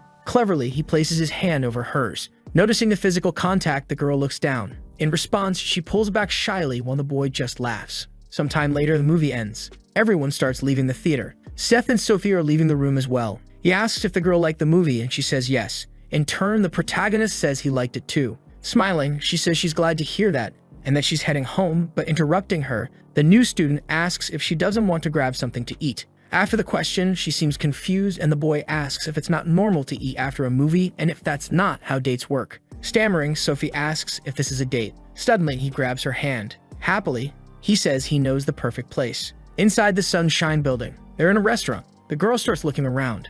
Leaning in, she whispers, asking if the place is expensive, and smiling, the boy tells her not to worry and to eat. A waiter comes to the table, placing all the silverware and plates. She then thanks him for it. As the man walks away, the girl sighs, which leaves the boy confused. Continuing, she says she still thinks it's too much, and the boy tells her not to worry because it's free. Sophie asks what he means by that, and the boy explains that the restaurant belongs to the company, so they can eat without paying. Still not fully understanding, she asks what he's talking about, and the protagonist replies that it's complicated, but that he's richer than she thinks. After hearing this, she smiles. Intrigued, the new student asks if she thinks it's a lie. However, Sophie explains that's not it, and the boy asks why she's laughing. Embarrassed, she responds that she laughed because she got jealous when he said he's rich. Changing the subject, Seth asks when their second date will be, making the girl blush entirely. Another day on the road. A fleet of cars is heading somewhere else. Inside the car are the protagonist, his uncle, and the driver. Breaking the silence, the uncle says he'll send people to Jeju Island, explaining that the Japanese gangs must be planning something. In disbelief, the boy says it's a school trip and that nothing will happen. After hearing the response, the man remains silent. The boy also stays quiet. Sometime later, the car stops. Stepping out, he sighs, saying he's leaving. But he stops and tells him not to worry because nothing will happen. Then he slams the door shut. He's walking near some houses. With his arms crossed, the man calls for the driver, ordering him to go with the boy. Confused, Rodney says Jab is already there. However, the uncle explains that he's already told the Jeju gangs to watch him, but that he'd feel less worried if the driver was there too. Following the order, Rodney says he'll do it. He gets excited, thinking about the idea of going to Jeju. Then they take the plane and go. Sometime later on Jeju Island, all the students are excited after arriving. The teacher appears behind one of them. Punching him on the head, she tells them to quiet down. She asks if they're all babies. Angrily, she orders everyone to get on the bus. After they board, the teacher asks if everyone is there and the driver confirms. Soon, the bus sets off. Some time passes, and they arrive at the Jeju Tourist Hotel. They begin to get off the bus. Among those on the trip are Sophie,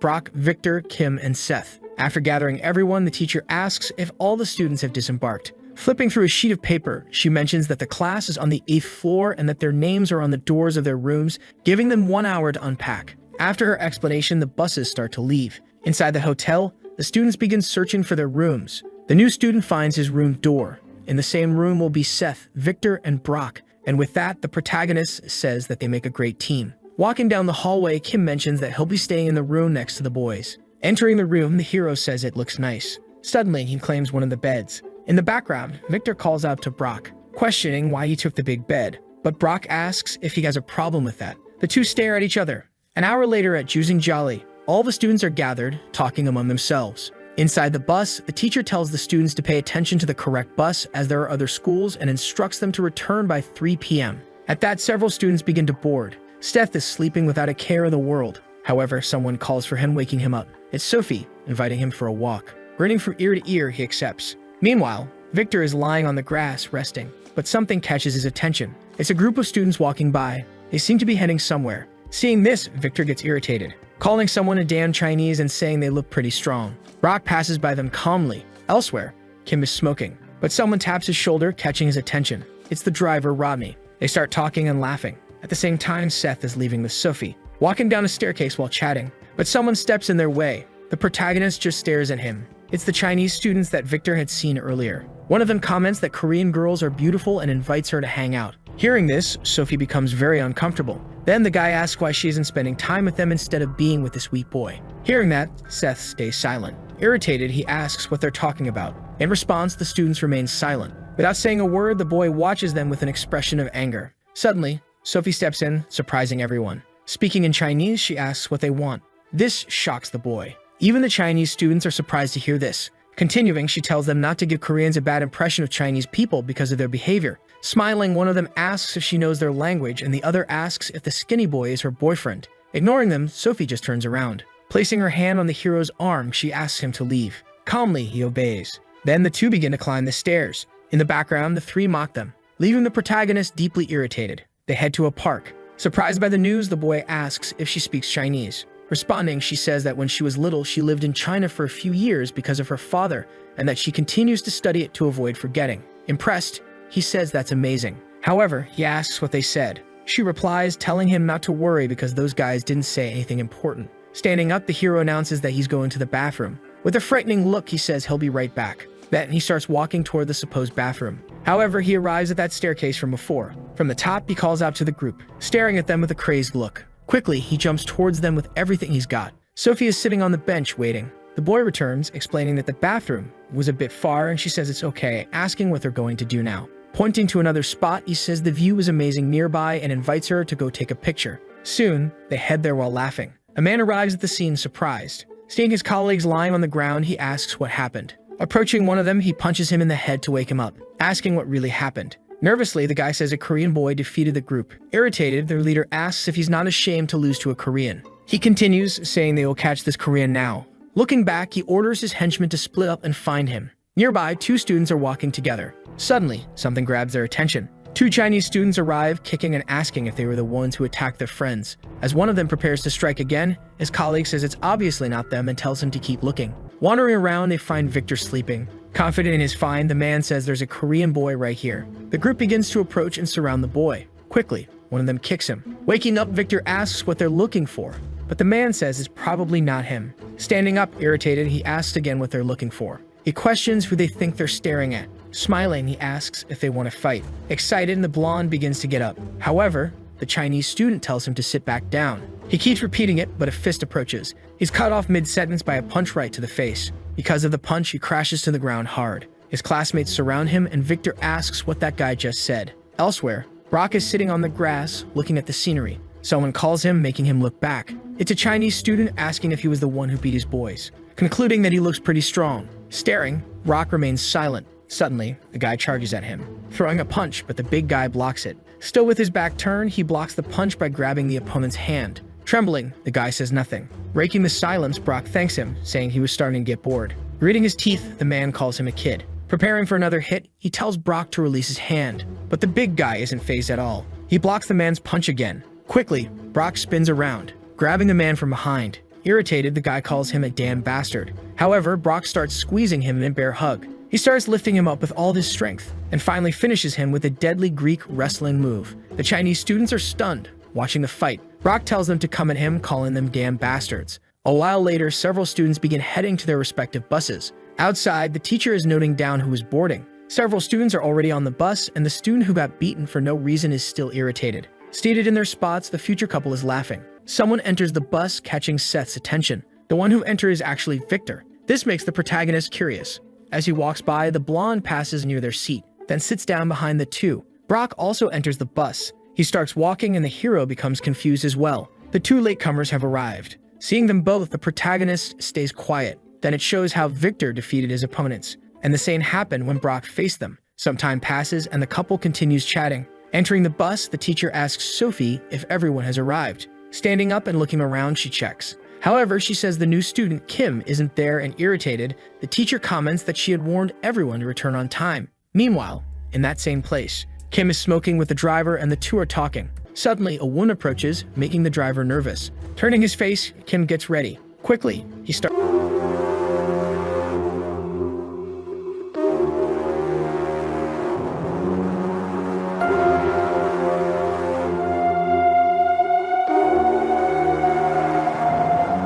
So wake up to the world where the screens hold up. Data streams like drivers, grading where we go. Machines are learning, evolving day by the day. See that the human heart and the code we lay. Fingers dance on glass, to be honest I don't trust. So whispers all the future we can hear through the dust. Fingers dance on glass, to be honest I don't trust. So whispers all the future we can look for among us. The tapestry of sockets we created our song. With the pulse of innovation we'll keep moving. Shocked that he's 27 years old and says he's 3 years older than her. Sighing, he explains that he couldn't finish school due to his family situation and that he still wants to learn his age. In shock, she thinks he looked older. Suddenly, he grabs her hand. As he approaches, he asks if she can forgive him just this once. With a calm smile, he pleads, please. Embarrassed, the teacher says she will. Outside, the driver is watching, wondering if everything is going well, while a child tells their mother that the man looks strange. Later that night, in a place in Jeju. This is a karaoke minibar. A man is drinking, complaining that these Korean drinks are as weak as his henchmen. Nervous, the three say nothing. The leader is eating at a table in front of the trio. One of them says they underestimated those kids. After hearing that, he stops drinking. Irritated, he questions how they dare lose to the Koreans. Then he throws the bottle at the boy's head. Annoyed, he curses them, calling them bastards. Asking if they aren't ashamed, he orders them to bring the boy tomorrow. With his neck hurt and now bleeding from his head, the subordinate says nothing. With a possessed look, the leader asks if he remembers the uniform he's wearing. Sometime later, in another location, Bob Rodney, the driver, approaches a restaurant. He enters the establishment, catching the attention of another man. Raising his hand, he greets him, and the tired driver says it's been a while. The man asks what happened to Jab and mentions he heard he was supposed to be here too. From the Sunshine Group, this is Jeju's branch chief, named Josh Eun, also known as Joe Yun. Nervous, the driver explains that Jab is still with their boss. However, the man questions whether Jab isn't the head of the bodyguards, and Bob responds that they have other reasons. Cutting the topic, Joe suggests they eat first and asks for the table to be prepared. Seeing all the food, Bob is amazed. The man tells him to eat and mentions that it's Jeju fish, so Rodney thanks him. While eating, Bob is overjoyed by the explosion of flavors. Seeing this, the man is pleased too. Then he comments that it must be tough helping such a young boss, but the driver replies that it's not. The man in turn says he heard Derek brought the boy in. Bob says nothing as his mouth is full. Smiling, the man says there's something else. He mentions that Derek said he was beaten by the driver, which makes Bob start choking. Calming the situation, the man says it must be tough and that he should eat while he can. After eating a lot, Bob sighs. Almost bursting, he thanks him for the meal. Then he says that it must be nice. The man doesn't quite understand what he means. Continuing, Bob says it must be nice living in a place with such good food. Hearing this, the man is confused. Suddenly, he begins to smile. Sighing, he says that Jeju used to be great, but now it's being invaded by the Chinese, and there's a lot to do. After hearing that comment, the driver remains silent. Explaining further, the man says the Triad is trying to invade their territory. Confused, Bob says he should notify Peter. Interrupting his thoughts, the man explains that it's not official yet and that they're causing trouble using money, but there haven't been any confrontations so far. Relieved, Bob says it doesn't seem like a big problem then. Arguing, the man says that in a way, he's right, revealing that the head of the Triad is here at this very moment. Rodney doesn't understand what he means by that. Joe says it's just a high school trip, and they notified him to keep an eye on things. Bob says their boss is also on the trip and everything should be fine, so Joe argues that it's just a school trip and wonders what could possibly happen. Raising a finger, he asks if Bob doesn't want some drinks with sashimi, and excited, Bob explains he has to take care of the boss. With open arms, the man says it's just one drink and that all of his boys are thrilled to see him again. Awkwardly, the driver says it's fine but agrees to just one drink. Sometime later at the hotel, the buses start to arrive. All the students are gathering. Behind a wall, there's one of the Chinese students from that group. On the phone, he informs someone that he found the person and will follow them and report back on what happens. Then the buses start to leave. The teacher says they will hike Mount Hallison and that it will be a great 5-hour trek to the summit and back. Hearing this plan, the students start to groan and the teacher tells everyone to calm down. She explains that if it gets too difficult, they can head back down, but they are strictly prohibited from going anywhere else. The bus arrives at the location. As they get off the buses, one student stretches while another looks downcast. At the same time, a car pulls up. Inside, a man observes the students. On the phone, he begins relaying the location. After getting off the buses, the students start walking. Soon, everyone is having fun, including the protagonists, Sophie, and the other classmates.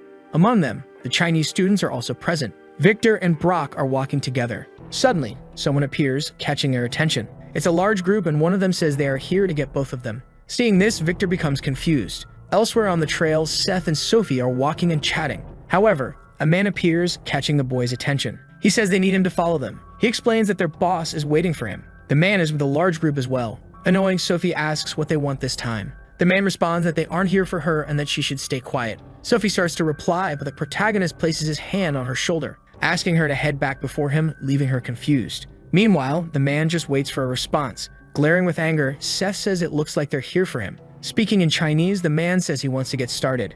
Seth wonders what he's saying, not understanding Chinese. The two stare at each other, and Victor prepares for the attack. He tries to throw a right punch, but the big guy quickly dodges. The blonde is shocked by his reflexes. Quickly, the man lands a direct punch to his stomach, not giving him time to dodge. The punch is strong enough to throw him back. However, he manages to prevent himself from falling, starting to feel intense pain in his abdomen. As a result, he drops to his knees and tries to call the man a bastard. But before he can finish the sentence, he collapses on the ground. This catches Brock's attention, leaving him surprised while the protagonist grows furious at the sight. Excited, the Chinese man keeps talking. This disgusts Brock. Then the new student steps forward and begins to walk. With a maniacal look, he calls the man a piece of trash. He quickly charges at the big guy, attempting a kick, but the guy ducks and dodges. The new student is surprised by his speed. He immediately repositions himself for another attack. However, a fist approaches his face. He barely manages to dodge the blow. Right after, he prepares to counterattack, but before he can act, the big guy kicks him straight in the chin. In disbelief, the protagonist realizes that the opponent is too fast for his size. After the hit, the man shows a lot of excitement, while the new student readies himself to block the next attack. Deciding to jump back, quickly the big guy throws another kick, but this time, Seth manages to block it, sending him flying back. Even so, he stands firm in the fight. Seeing that he didn't fall, the Chinese man is surprised, and the protagonist comments that he's having fun. Elsewhere, Sophie runs to the teacher. Catching her attention, she begins to explain something, leaving the woman in shock. Nearby, two people are sitting and talking.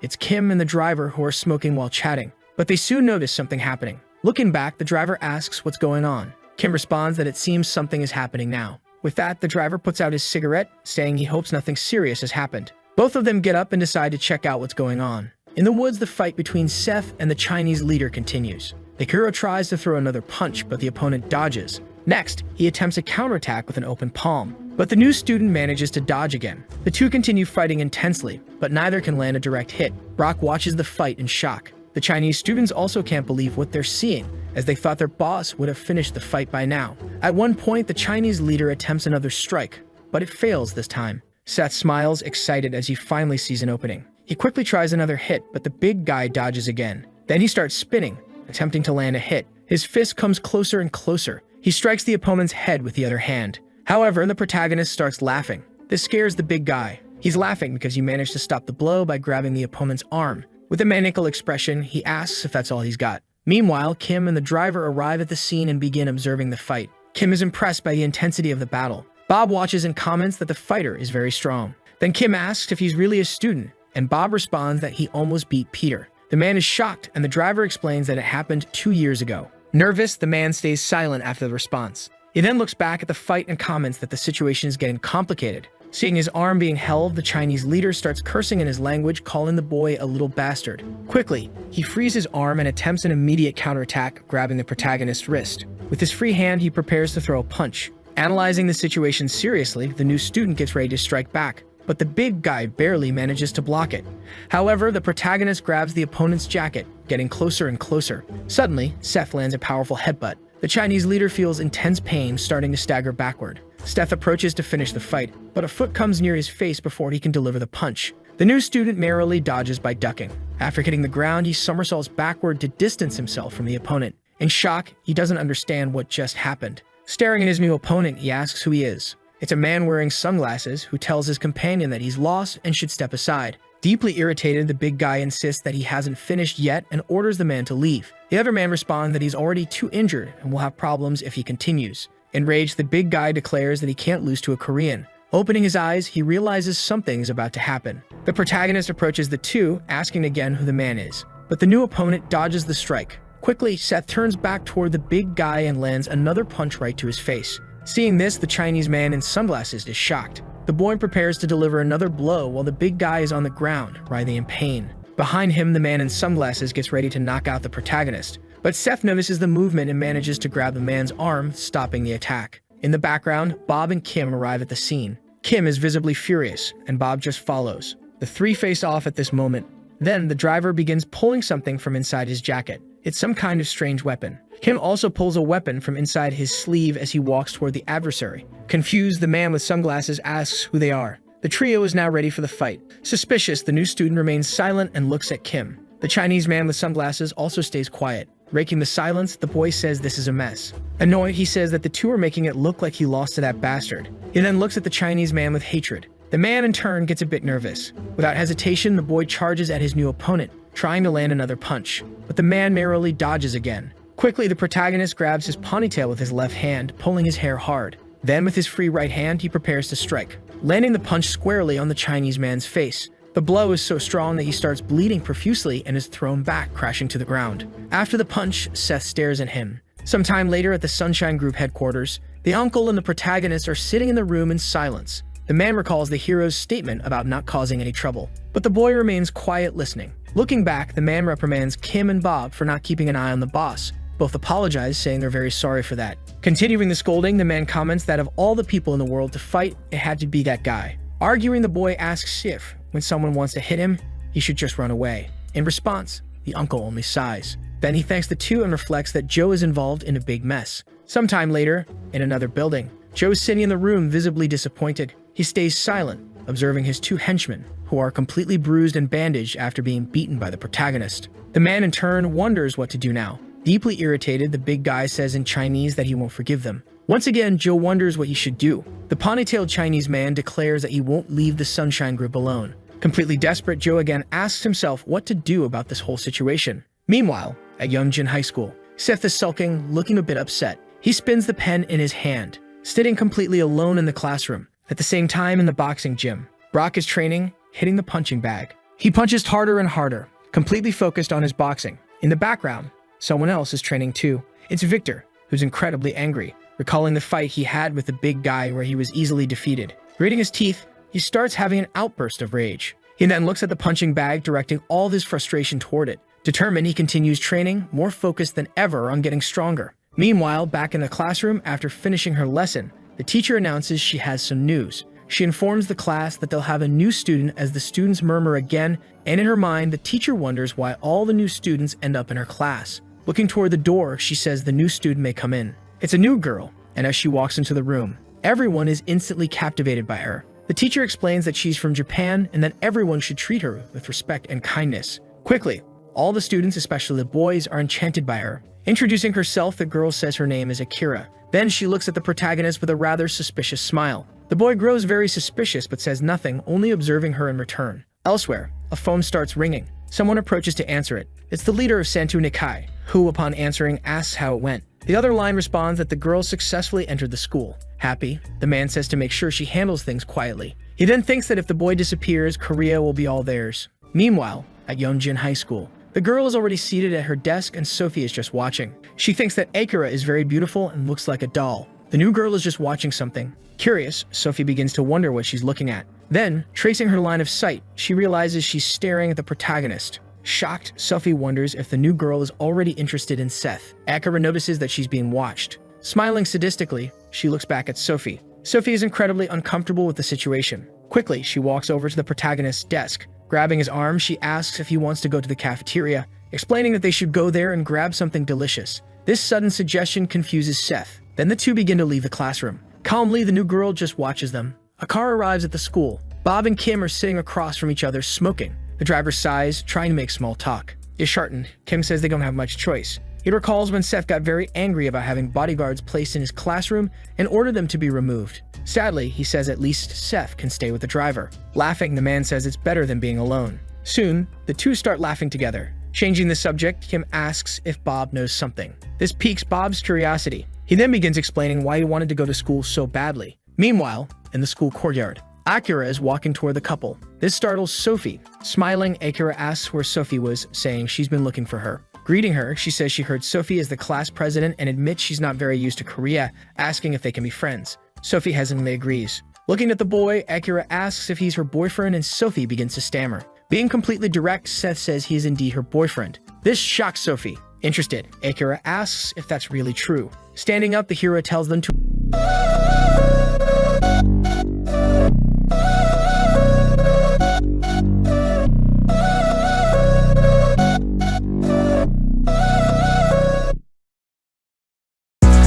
Lifestyle, you're like my style. Много денег делал, но однако не устал. Я lifestyle, делал lifestyle. Она захотела показать, не покал. Я не факел, я свечу, как свечка свеч. Они захотели с меня трепать, я дику, как дичь. Если заходишь ты в мой дом, то не отвечайся речью. Делай, как я, отлично, обзнали наличные. Что-то там на личном, что-то на неприличном.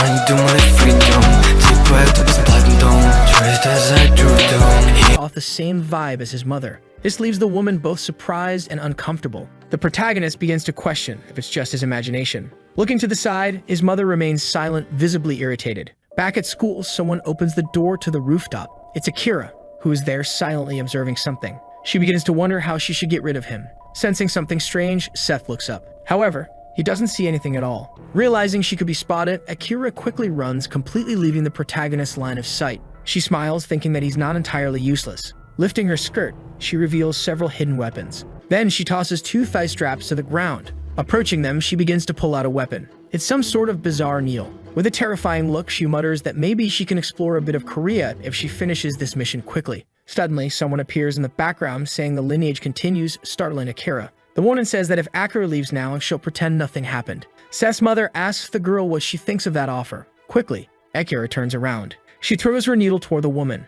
The weapon slowly approaches her head. Without concern, the woman catches the needle, sighing, "It was too easy." Seeing this, Akira begins to sweat nervously. The woman says she'll also let this behavior slide. With a terrifying gaze, she says Akira looks quite young and asks what she plans to do. Very nervous, Akira asks who this woman is, reaching the conclusion that she needs to get out of here quickly. Her needle gets closer to her head. She barely dodges the object, but it still grazes her cheek, leaving a small cut. Looking to the side, Akira notices something coming her way. Seth's mother charges at her with full force. She's about to land a kick. The blow hits Akira, but it only grazes her hair, leaving the girl in shock. The woman says nothing, only observing. Akira, witnessing the immense power of the woman, is unsure what to do. At that moment, the woman reaches out her hand toward the girl's face. With a piercing look, she grabs Akira's cheek, asking if she's not good at listening, causing the girl to cry in fear. Meanwhile, back in the classroom, the teacher asks why so many students are absent. In the background, a student arrives just in time. It's Kim, scratching his head and apologizing for being late. The teacher, a bit embarrassed, tells him to take his seat. She continues addressing the class, saying they're going to have another fun day. Stith is surprised to see Kim. Quickly, he grows irritated as well. The two stand face to face in the school courtyard. The boy says he told his uncle he didn't want Kim coming back to the school. But Kim apologizes, explaining that he asked Seth's uncle for permission to return to school. This response leaves the boy confused. The man explains that he genuinely wants to attend school. As he begins to kneel, he says Seth's uncle asked him to seek permission from the boy, but Seth stops him from kneeling, telling him to just stay out of his way. This surprises his subordinate. Seth continues, explaining that he doesn't want a bodyguard, but a friend. Lowering his head, Kim says thank you. However, Seth grabs his jacket, telling him that if he's going to be so formal, he should disappear. Nervous, the man begins to sweat profusely. Then the boy tells him to relax. After the conversation, Seth begins walking away. The man just watches and eventually smiles. Back on the rooftop, Akira is very nervous. She starts to look behind her. The woman tells her not to even think about running. With a chilling aura, she orders Akira to take her to the leader right now. In the classroom, the teacher is explaining the lesson. In the back, the boy is just trying to catch some sleep. Later, he lifts his head. Bored out of his mind, the time slowly passes. The teachers switch, and the lesson continues. Finally, the day comes to an end. Seth is exhausted from the monotonous routine. He stands up to finally leave. In the background, Sophie watches him, worried about how he's acting. Outside, the protagonist heads toward his car. Bob welcomes his boss, asking where he'd like to go, and the boss responds that he wants to head to his mother's cafe. Sometime later, they arrive at the location. However, Seth sees something that leaves him slightly confused. It's a sign saying the cafe is closed due to personal reasons. With that, he quickly grabs his phone. He decides to call his mother, but she doesn't answer, with a message saying the number cannot be reached at the moment. The boy thinks something doesn't seem right. Back with the two, Akira is very nervous about the woman's presence. She then takes her to the place where her leader is. The lady tells her to stay here without thinking of escaping, and she simply obeys. Upon arriving, the woman begins to open the door. She sees two men in formal attire. One of them says this area is restricted, and she replies that she's here to see the boss. The bald man then asks which gang she belongs to. Annoyed, she says she can't waste time talking to him. Then she glares at them angrily. Both men are startled by her expression. The bald man begins to reach for something inside his jacket. However, there's no time as the lady quickly knocks both of them out. They both fall hard to the ground. After the blow, the bald man is badly hurt and irritated. He quickly pulls out a device from his jacket and presses a red button. The lady continues walking to meet the boss. She reaches a room and opens the door. Inside, she sees a man in a fully tattooed kimono who asks who she is. The lady remains silent. Irritated, the man asks if she's going to answer. In response, he snaps his fingers to call his associates. Several men armed with blades appear. On the other side, there are also several men, but this time with firearms. He questions what a woman is doing alone in a place like this. Reacting to his comment, the lady just sighs. With a murderous aura, she says that anyone who attacks her with those weapons better be prepared to die. Just that response leaves the man completely terrified. The conversation continues, and she reveals who she really is. She tells them to pay close attention because they're after her son. The tattooed man stays silent, listening. Frustrated, the lady starts adjusting her tie, asking if they're ready to begin. Sometime later at the boxing gym, Victor and Brock are training. Both seem tired from the workout. Moving in, the big guy prepares to throw a punch. He tries to land a right hook. The blonde dodges. He readies his counterattack with a left punch. The big guy manages to block it as well. However, quickly the blonde's right arm moves toward his head. He lands a punch on his face, but Brock also manages to hit the blonde's face. It feels like a tie. Victor steps back after the hit. Both stare at each other, wondering what to do next.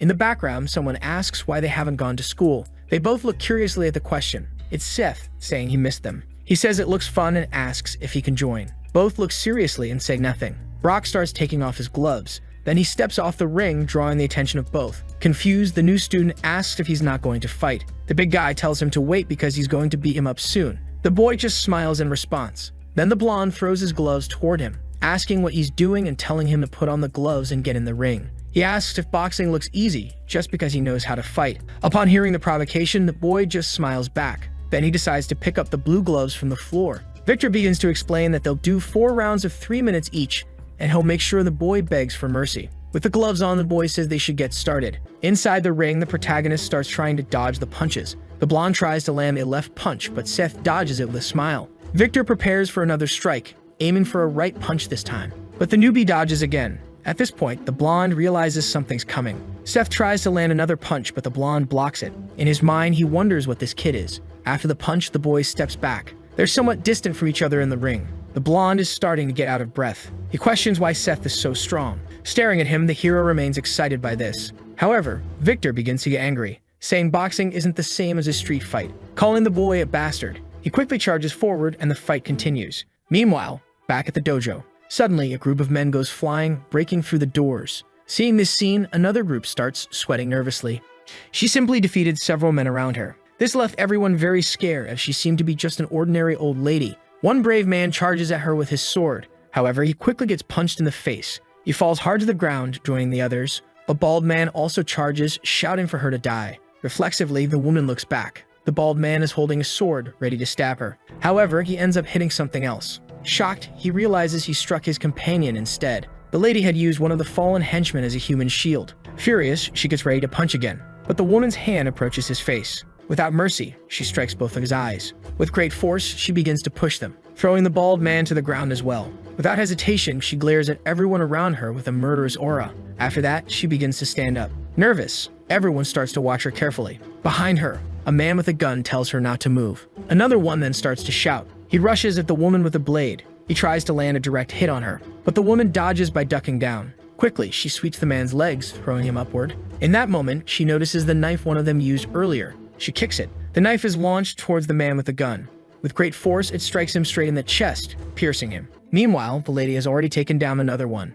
With one hand, she grabs his sword, delivering the fatal blow to another opponent, or defeating them with just one sword strike. She is now covered in blood, but still doesn't say a word. Looking down at the body of the man she just defeated. After all this humiliation, she finally speaks. Just by opening her mouth, everyone around her becomes terrified. With a murderous aura, she says she will slit the throat of anyone who tries to stop her. Elsewhere, two men are talking. The blonde man questions why they aren't having a drink. In response, the other says the ambassador has no reason to drink with a prosecutor. However, the man says they've been friends since university, and that good friends can share a drink. But the other tells him not to say nonsense and asks what the real reason for the visit is. Then he asks if Sophie hasn't told him. He explains that it's about his school as he placed his brother in charge, and the thieves took it from him. However, the man responds that there's nothing illegal about that. Irritated, the blonde man asks if he's saying they should leave things as they are. However, his friend asks what he wants. In a fit of rage, the blonde man says he wants everyone to know who they messed with. The prosecutor responds that there's nothing illegal about the Sunshine Company,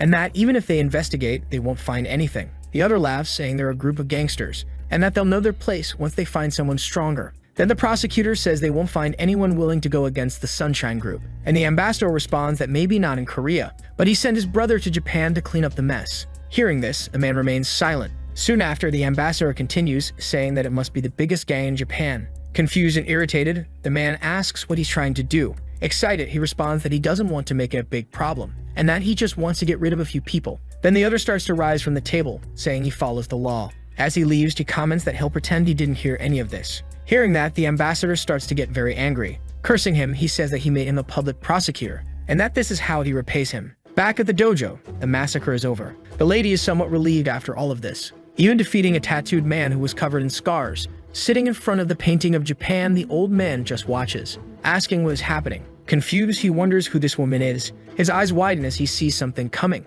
It's the lady who noticed the man's movement. She charges with a sword. Then she strikes directly at the painting of Japan. The old man is terrified, realizing he was nearly hit by the sword. With a frightening aura, the woman says that if he ever touches her son again, she will surely kill him. Sometime later at the protagonist's school, with crossed arms, he looks upset about something. Sophie is very worried, looking at him.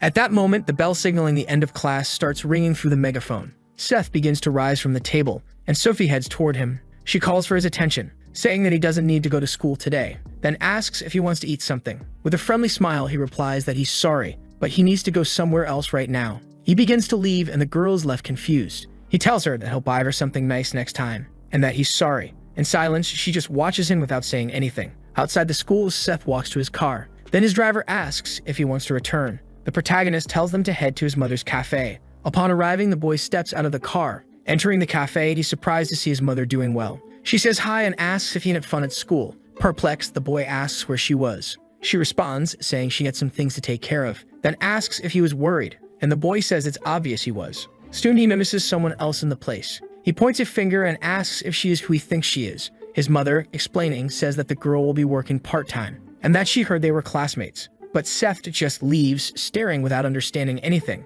He looks at the girl in a friendly way. He asks if she'll be back tomorrow, and she confirms that she will. Seeing this, the protagonist can't believe the coincidence. At the same time, somewhere else in the city, a scarred man asks what he's saying. This is the boss of the great three-headed phantom, Midoki Ryonosuke. The man arrives with a briefcase. He places it on the table, then opens it, revealing a large amount of money. The boss stays silent, looking at the money. He responds that it won't be easy to get rid of Sunshine. Then the blonde man asks what he means by that. He explains that they follow rules and are on the same side. Confused, the blonde doesn't understand anything he said. Continuing, Midoki says that's not the important part, and asks what they can do for his group. The man replies that their boss said he would help them do business in Korea. Observing, the boss says that opening businesses is something they can do too. At that moment, the blonde man asks what he wants, and the leader says he wants something that makes a lot of money. For example, helping to transport goods to Korea, and if they do that, they'll handle the rest. This response leaves the man shocked.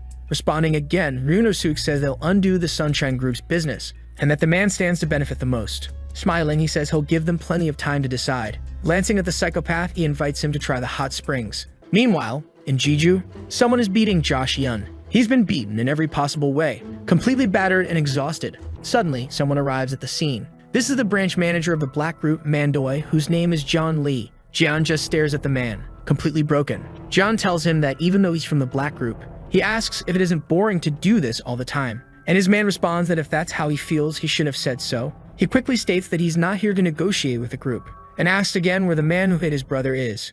At night, at the Sunshine Group, inside the president's office, the uncle is watching. He seems somewhat thoughtful. Suddenly, the phone starts ringing. He goes to it and picks it up. Answering, Joey starts to contact him. At that moment, the uncle is surprised by the call, lying on the ground being held by a bald man. He begins to speak. One of the men from the group takes Joey's phone, then orders them to bring the man who hit his brother, because if they don't, they'll destroy the group. Hearing this, the uncle starts to get angry. He then asks who is speaking on the other side of the line. The man says he's the leader of the Mandoi's group, named John Lee. In response, the uncle says that from now on, if he dares to lay a hand on Joey, he won't leave Korea alive. Hearing this, the man asks what he's talking about. At the same time, a little bird perches on a tree near the school. Seth watches calmly. Few people have arrived in the classroom so far. Opening the door, Akira and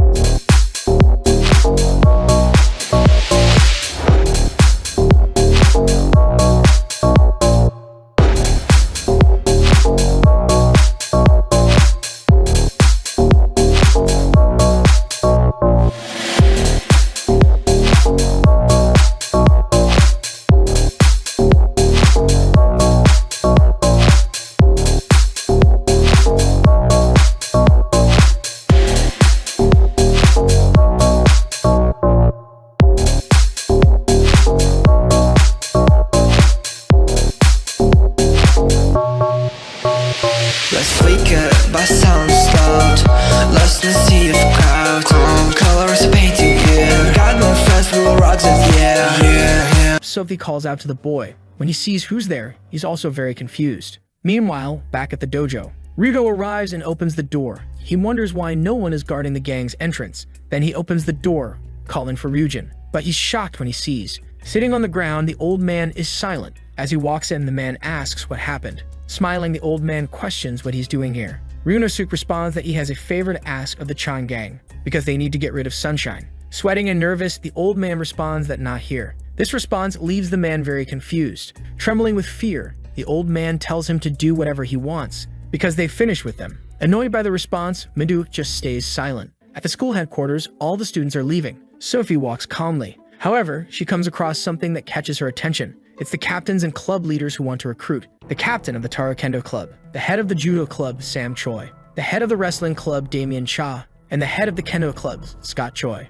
Irritated, he asks what they want. Yu calls him arrogant, telling him to just be quiet and follow. Hearing this response, the protagonist starts laughing. Then a guy with a crazy expression. Watching everything from the window is Jason, the student council president. Deeply irritated, he asks if the protagonist thinks he'll let things stay like this. Sometime later, inside the gym, even surrounded by the four captains, the protagonist remains calm, asking what they want. Annoyed, Gabe calls him an arrogant bastard. Bothered by the comment, Seth asks why he's being called arrogant and asks if he did something. In response, the man says he has a big mouth and is acting arrogant just because he beat Brock. Entering the conversation, Sam Choi says things are quite complicated and that the upperclassmen hold grudges against the new student. With crossed arms, he reveals that there are rumors the upperclassmen are very scared. Unfazed, the boy asks if they're all going to gang up and fight. This makes you even more irritated, asking how the newbie dares speak to a superior like that. Changing his expression, he says he's warning them. If they keep bothering him, he warns that he might kill their superiors. He calls him a bastard. Suddenly, Scott steps in, telling his companion to wait.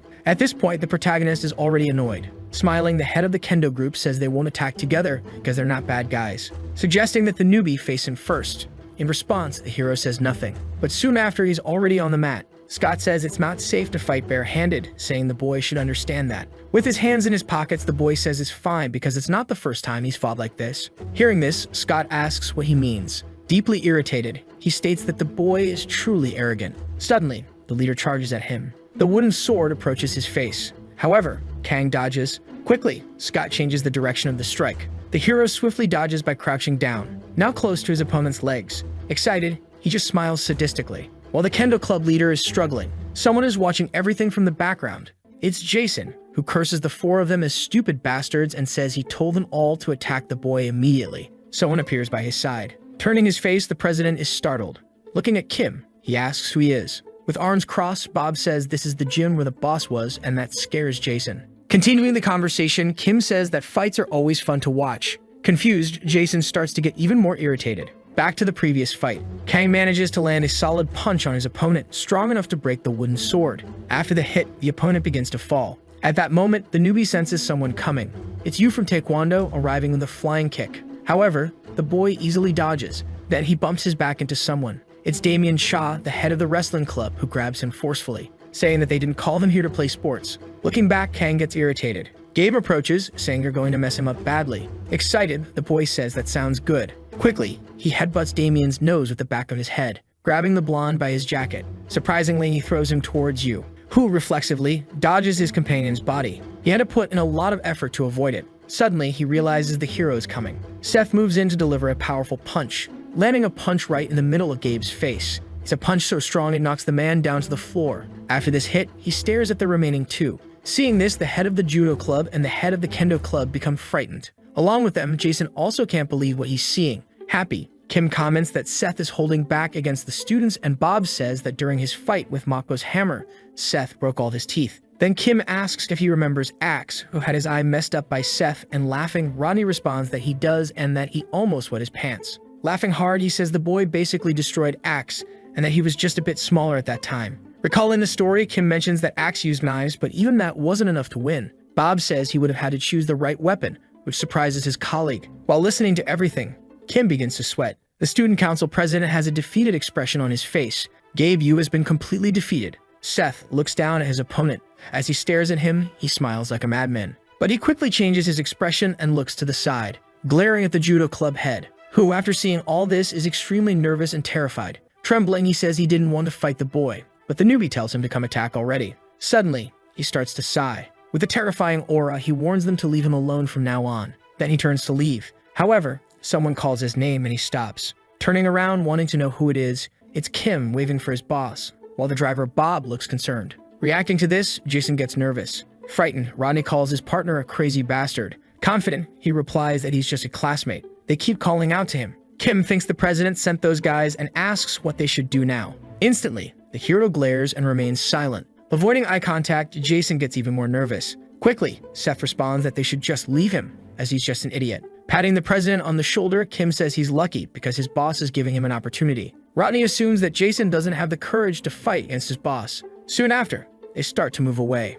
leaving the student council president alone. Sometime later, in another place, opening the door, the uncle looks serious. He enters an unknown place and descends the stairs, arriving to meet the leader, the one he was talking to earlier on the phone. They face each other without any friendliness. At this moment, he sees his colleague who has been suffering, deciding to go toward him. However, two men stand in his way, preventing him. Annoyed, the uncle orders them to step aside. In silence, the bald men do nothing. Staring at the leader, he asks if he came alone. Responding, he tells the two men to move now if they don't want to die. At that moment, the leader orders the bald men to step aside, clearing the way for the uncle to continue his path. Kneeling in front of his partner, he asks if he's okay. Battered, he smiles, saying he can manage, but asks him to keep it a secret because the situation is embarrassing. In response, the uncle remains silent. From afar, the leader asks why he's complicating things so much over a mere student. Still kneeling, he replies that the reason is that he's not just any student and warns that he'll let the leader live since he didn't hurt Joe any further. Hearing this, the leader becomes extremely angry. As he stands up, the uncle says that his courtesy toward the Black Mandoa's group ends right here. In turn, the man says that Sunshine is big in Korea, but it's a small company compared to the rest of the world. At that moment, the uncle asks if he got permission from his boss and if he knows what kind of company Sunshine is. Very irritated, the man responds that this is a personal matter. However, the uncle tells him to ask his boss and says that if he wants a war, then he will get one with pleasure. Raising his voice, the leader states that he came to take the boy who beat his brother and asks why he's complicating things. Taking off his glasses, the uncle comments that the boy he's referring to is the same one who left his face like this. Seeing his opponent's face, the man is surprised. In fury, he says that if the uncle wants to meet the boy, he must beat him first. Curious, the man stays silent. Concluding, the uncle says that if he loses, he'll go home and never return to this place. Breaking the silence, the man lets out a laugh. Expressing anger, he says he'll also set a condition. Then he calls out to the bald twins, Jay and Ho. He explains that if the uncle defeats both of them, then he'll fight. Still without his glasses, the uncle remains silent, staring at them. The bald men do the same. Suddenly, the two rush at him simultaneously. One prepares to land an open-hand strike, while the other gets ready to punch. They hit an open-hand strike and a punch to the stomach, respectively. But feeling no impact, the uncle just glares with hatred. Both bald men are shocked and scared by this. Quickly, a fist moves toward one of their faces. It lands a punch square in the middle of his face. With the force of the impact, the bald man is thrown backward. Agilely, the uncle shifts direction, grabbing the other bald man by the neck. With impressive strength, he lifts the muscular man by his throat, squeezing tightly. This terrifies the leader, who doesn't understand what's happening. With an expression of indignation, the uncle stares at the bald man until the end. However, he decides not to finish him off, throwing the man forcefully into the drawers. The leader then claps, saying the uncle is strong, asking if that boy really beat him. Standing up from the couch, he walks toward the uncle. The two stare at each other. With a fearless look, the uncle mentions the term in a you chum, asking if the man knows what that means. Seething with rage, the uncle remains silent. Losing it, the leader shouts that it means there's always someone better than the best. Suddenly, he charges at his opponent, delivering an elbow strike, strong enough to push the large man backward. Pleased with the result, the leader laughs. However, he quickly realizes something is wrong. Seeing that his opponent is still standing, mocking, the uncle asks if that's all he's got. Surprised, the man wonders how the hit didn't even hurt. Then the uncle questions the saying better than the best, saying that's what they call a frog in a well. Suddenly, someone yells for them to stop. Both fall into complete silence. A man walks up to the two who are fighting. He respectfully greets the uncle, saying his boss sends his regards. Irritated, the leader asks why he's there. At that moment, the Chinese man Chun starts whispering. After hearing him, the leader gets even more irritated. Apologizing, the man asks for the uncle's forgiveness, and if permitted, they would like to leave, explaining that their boss will want to compensate for this incident. However, the man from Sunshine remains silent without responding. Changing the subject, the uncle says they won't be leaving now. As he exits, the leader makes it clear that he'll be back. The uncle then says that next time he comes, he'll kill him, and tells him to deliver that message to his boss. Leaving the scene, the man is extremely irritated by the response. Some time later, at the protagonist's house, he is sleeping deeply. However, his phone starts ringing, waking him up. Still tired, he decides to answer. It's Sophie calling, asking if he wants to hang out, inviting him to go see a movie together. The protagonist quickly accepts, asking if it's right now. She says no because it's still early and suggests 1 o'clock in the afternoon. Very happy, the newbie smiles, saying that sounds great. At the same time, on a highway bus, the hero's mother is reading a book during the trip. Arriving at her destination, the bus stops. Looking back, she tells Kira to hurry up, and the woman comes carrying a suitcase. The girl is still trembling and very nervous. The two women begin to climb a hill, with Kira still carrying her rolling suitcase. Then she sees a snake and gets very scared. The old woman sighs, clearly exhausted. They continue walking through this kind of forest. However, they start to see something. After finishing their climb, they come across a dojo. Kira is exhausted from carrying her suitcase throughout the entire walk. Upon arriving at the place, the older woman begins to open the door. An old man is sitting and looks surprised. Bowing, she addresses him as master, and he asks what brings her here now. Peeking around, the girl asks who this old man is. However, as she looks to the side, she notices that the driver Bob is also there, spying. Surprised, the old woman looks at him, commenting that he's grown a lot and calls him little brother. This leaves the man a bit confused. Then she turns to the girl, grabbing her attention as well, telling her to wait there and do nothing. Nervous, Kira quickly agrees. Back to the protagonist, he arrives at the cinema for his date. Embarrassed, he asks her if he made her wait too long. But Sophie assures him that he didn't and asks if he slept well. Changing the subject, the hero asks his friend if there's something she wants to watch. The two start looking at the posters. Sometime later, Seth is holding posters for a movie called Witch. Meanwhile, Sophie has posters for a movie about a kitten. Showing each other their choices, they both remain silent. Excited, the girl mentions that they haven't watched something like this last time, and suggests they see the kitten movie since she likes cats. Suddenly, someone calls out to her. Lifting her head, she's surprised. It's her father, who is there for some reason. Seemingly calm, he stares at the nudie,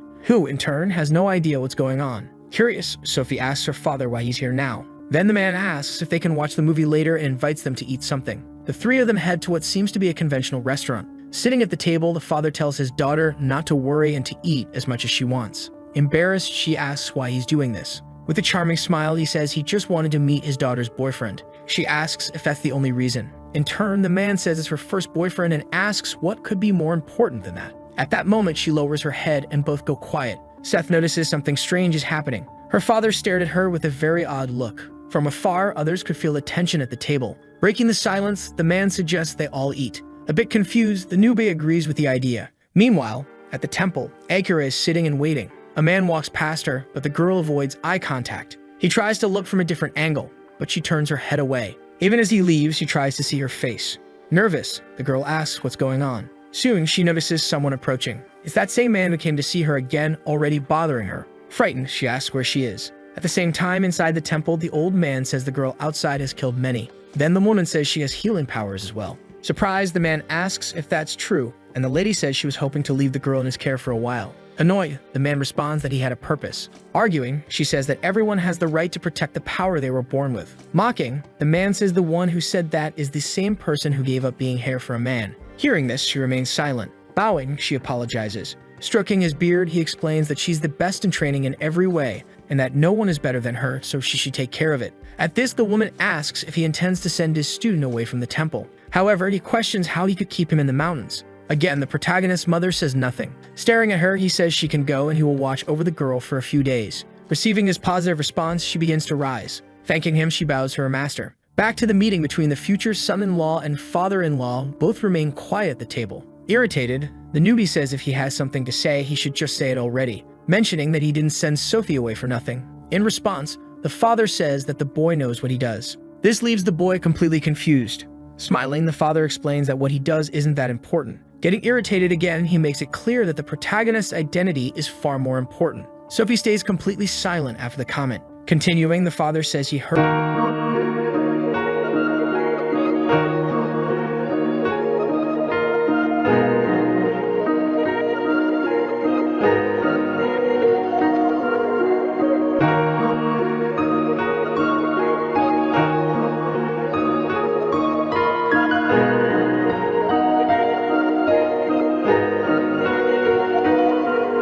Я иду по улице, где снег искрится, и ловит лунный свет, как будто бы ресницы. Замерзшие следы, как будто бы твои слова, что ты мне говорила, не знаешь, что права. Замерзшие следы на белоснежной чистой мгле, как будто бы мольбы небесные, явный яркий свет. Иди по ним, сердце мое болит, тихий, еле слышный шепот в нем звучит. Asks where her father went. Trying to stay polite, Seth explains that her father said something important came up and he had to leave. Saying this, he hides the photo in his pocket. Completely irritated, she questions why her father embarrassed her, and then left, as now they can't watch the movie. Quickly, Seth suggests they go watch it now. Delighted by the comment, she asks if they really can, and the boy replies yes. Taking her hand, Sophie tells him to hurry. Both are very happy with the date. However, the protagonist still feels something is off. After the movie, they're walking and she asks if the film wasn't wonderful, to which Seth responds that it was good. At that moment, she blushes and starts to laugh. Then she says she can go home alone from here. Feeling very happy, she thanks him for watching the movie together.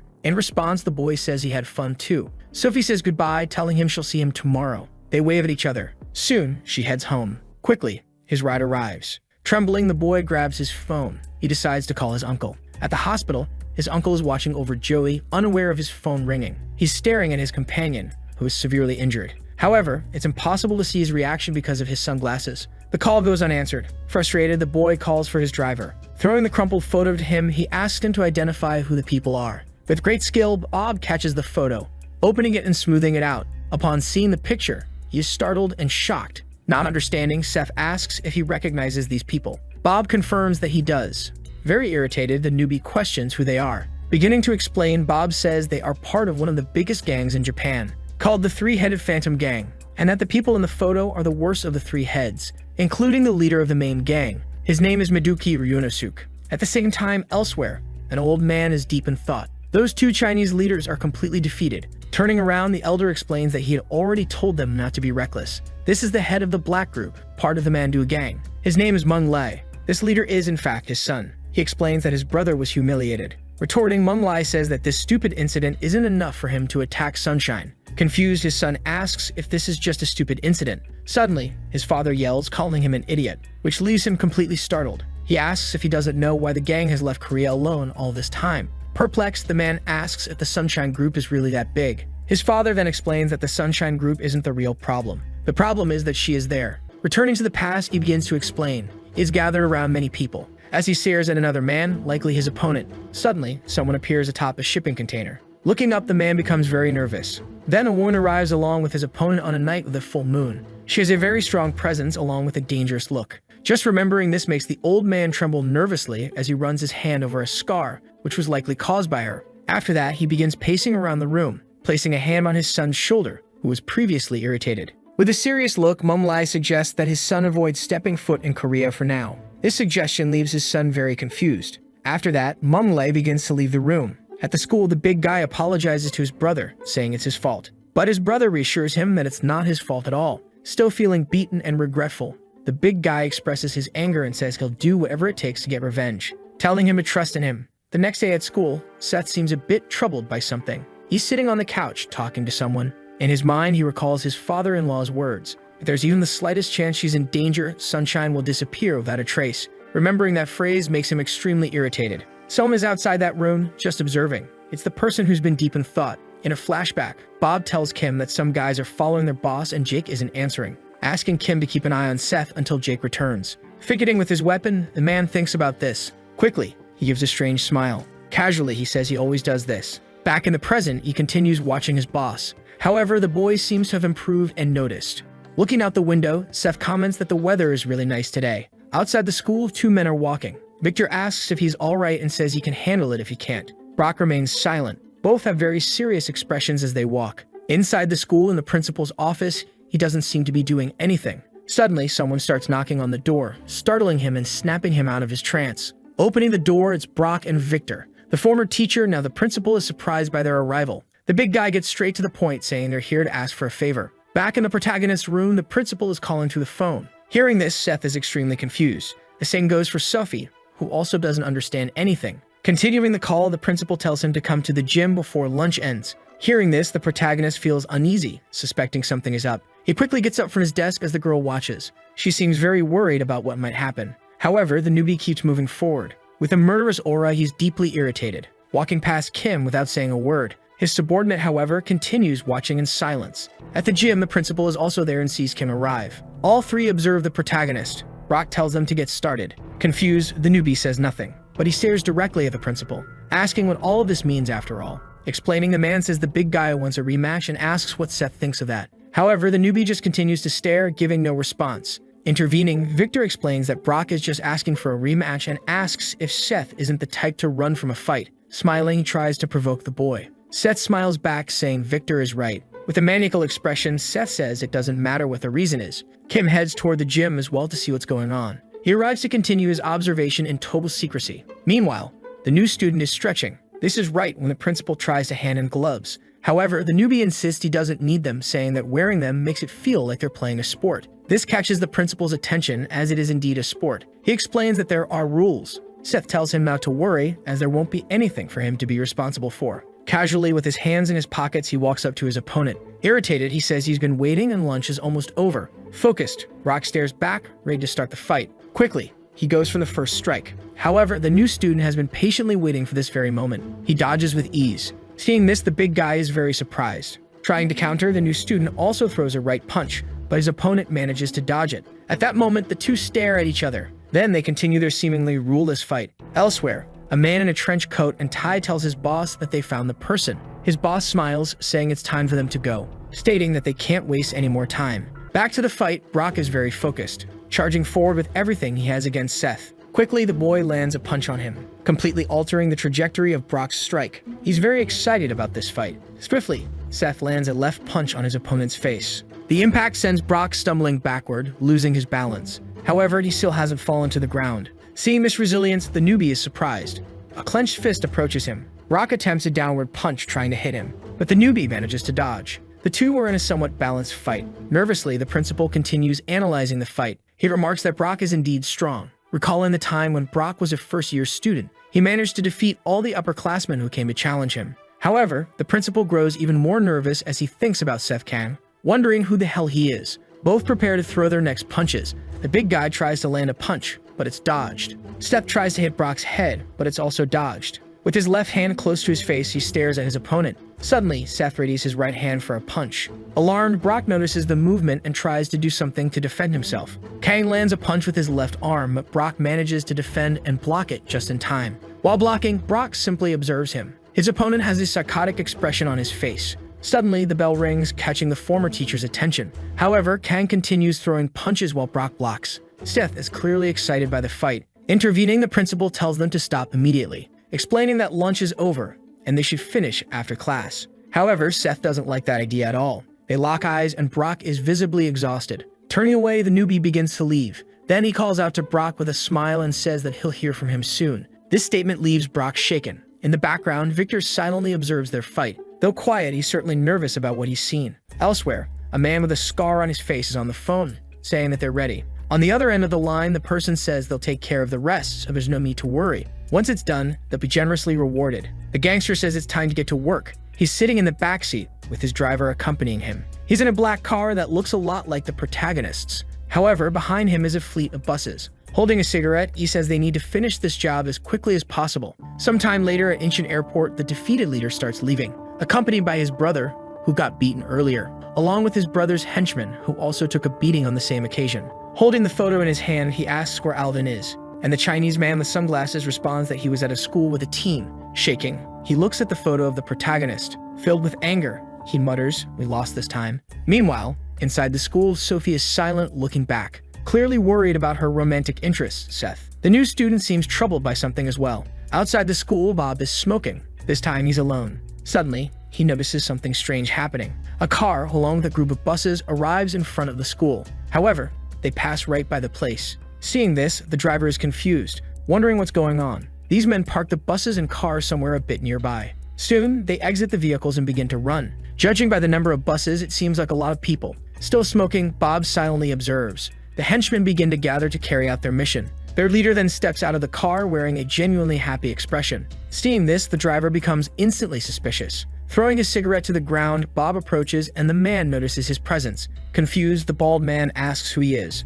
but Ronnie remains silent. He stands face to face with the bald man along with many other henchmen behind him. Opening his mouth, Ronnie says, "Open up." Perplexed, the man asks what he's talking about. Quickly, the driver moves closer, grabbing the henchman by the shoulder. With a serene and calm expression, he begins pulling the man by his jacket, attempting to slam his head into the fence. The henchman begins to get nervous. Suddenly, Bob pulls something out of his pocket. It seems to be that odd weapon. Instantly, he readies his weapon for the fight. With his demeanor completely changing, he stares down the bald man. With great courage, he decides to leap forward, aiming to clear the fence entirely. While in midair, he ends up hitting his foot on the fence. Realizing this, he becomes anxious, falling headfirst onto the ground. The henchman ends up sprawled in the same way as the man.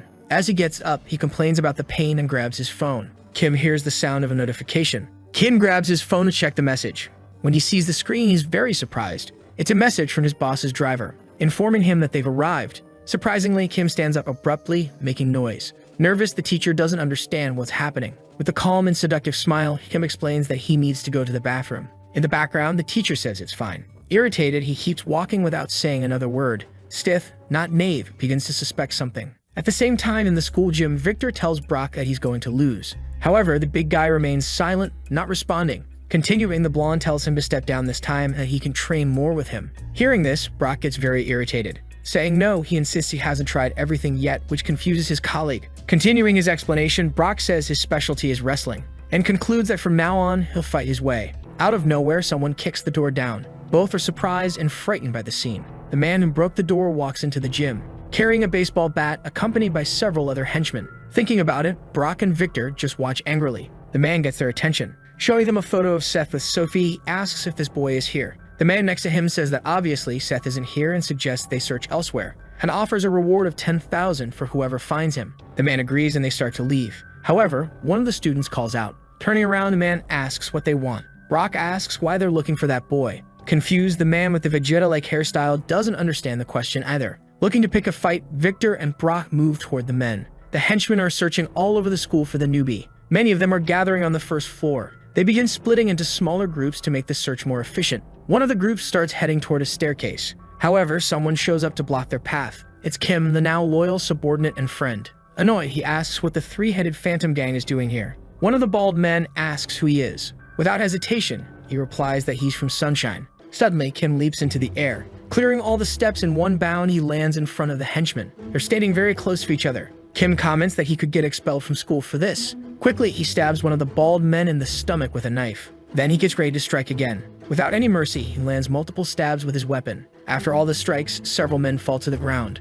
A flood of blood follows, terrifying those nearby. Kim declares that thanks to them, he'll be expelled from school. In the classroom, the teacher is explaining how to properly translate sentences. Seth is sitting with his eyes closed, listening to side conversations. Sensing that something's wrong, he becomes restless. In the principal's office, the man is slacking off once again. Suddenly, someone kicks the door wide open, startling the man. With a smile on his face, the mobster asks if he's the new principal. Walking into the room with his entire gang, he says it's a pleasure to meet him. In shock, the principal stands up, asking who they are. Taking charge of the situation, one of the henchmen steps forward. Quickly, he appears behind the principal as if he teleported. With one hand, he forces the principal back into his chair. Nervous, the former teacher simply stares, not understanding what's going on. However, the mobster pulls a photo from his pocket to explain everything, demanding that the principal bring this boy immediately. It's a photo of Seth Kang. Confused, the principal repeats the new student's name. The mobster confirms it's him, ordering that they bring him or else he'll die. The principal responds by saying he'll call the police.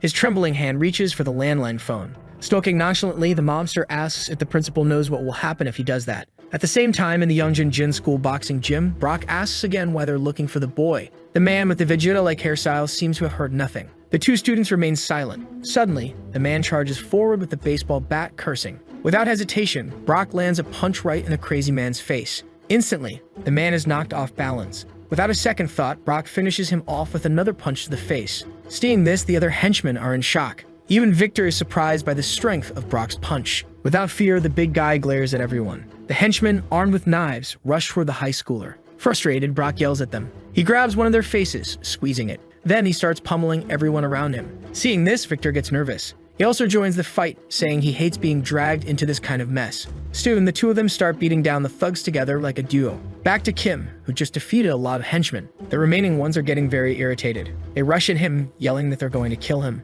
One of them, holding a sword, gets ready to attack. However, Kim dodges easily. He counterattacks, stabbing the man in the neck with his knife. It turns out to be a fatal blow, as the man doesn't get back up. Irritated, Kim wonders when his colleague Rodney will arrive. Outside the school, Rodney, the driver, checks in on the situation. After being attacked by several people, he says they just keep coming. He expresses concern for Kim, but is also worried about Seth, their boss. Suddenly, he starts laughing like a madman, yelling that Kim shouldn't worry about that. Quickly, Rodney charges toward the rest of the henchmen. In the classroom, Seth hears the sounds of the chaos outside. The noise echoes through the room as well. Suspicious, he's eager to find out what's going on. Back to Kim, he prepares to counterattack. One of the men attempts to stab him, but Kim dodges and throws his knife into the man's arm. The thug ends up stuck and hanging from a locker. Moving swiftly, Kim grabs the man's knife. Charging forward, he delivers the final blow to the man's chest. Kim appears slightly fatigued from all the fighting. More henchmen arrive at the scene, and Kim starts to feel the pressure. A camera monitoring the situation catches a thug yelling or cursing.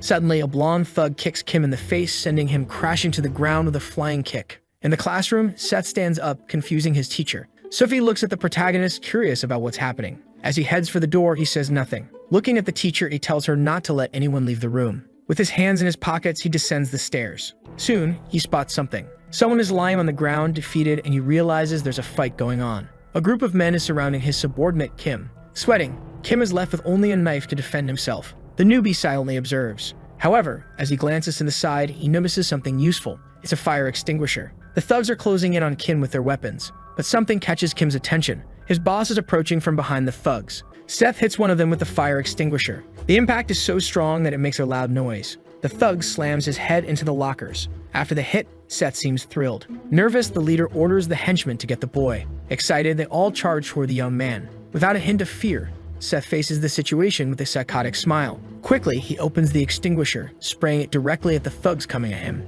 As they can't see anything, he takes advantage of the situation, throwing the extinguisher into the middle of the smoke. Excited, he decides to jump into the fog. With the smoke covering everything, he starts beating everyone down. Without anyone noticing, he slips out of the smoke, heading straight for the leader of the operation. Grabbing him by the head with force, he prepares to slam him to the ground with all his strength. It appears to be a total knockout. Seeing this, his subordinate Kim is shocked. Annoyed by the situation, the newbie sighs. He calls for the principal and the man dials the police, asking what the emergency is. He explains that the school is under attack by gangsters. He says the school building is full of mobsters. Panicking, he asks if they can come quickly. Hearing all this, the mobster stares at him. However, the police operator starts explaining, saying that due to the election ceremony, there aren't enough officers available. Continuing, the operator says they'll send the closest police agents as soon as possible. They hand up on the principal, who's left in shock, repeatedly saying hello. His trembling hand realizes he's in serious trouble now. Chip, the mobster, simply smiles at him. Suddenly, one of his subordinates calls out,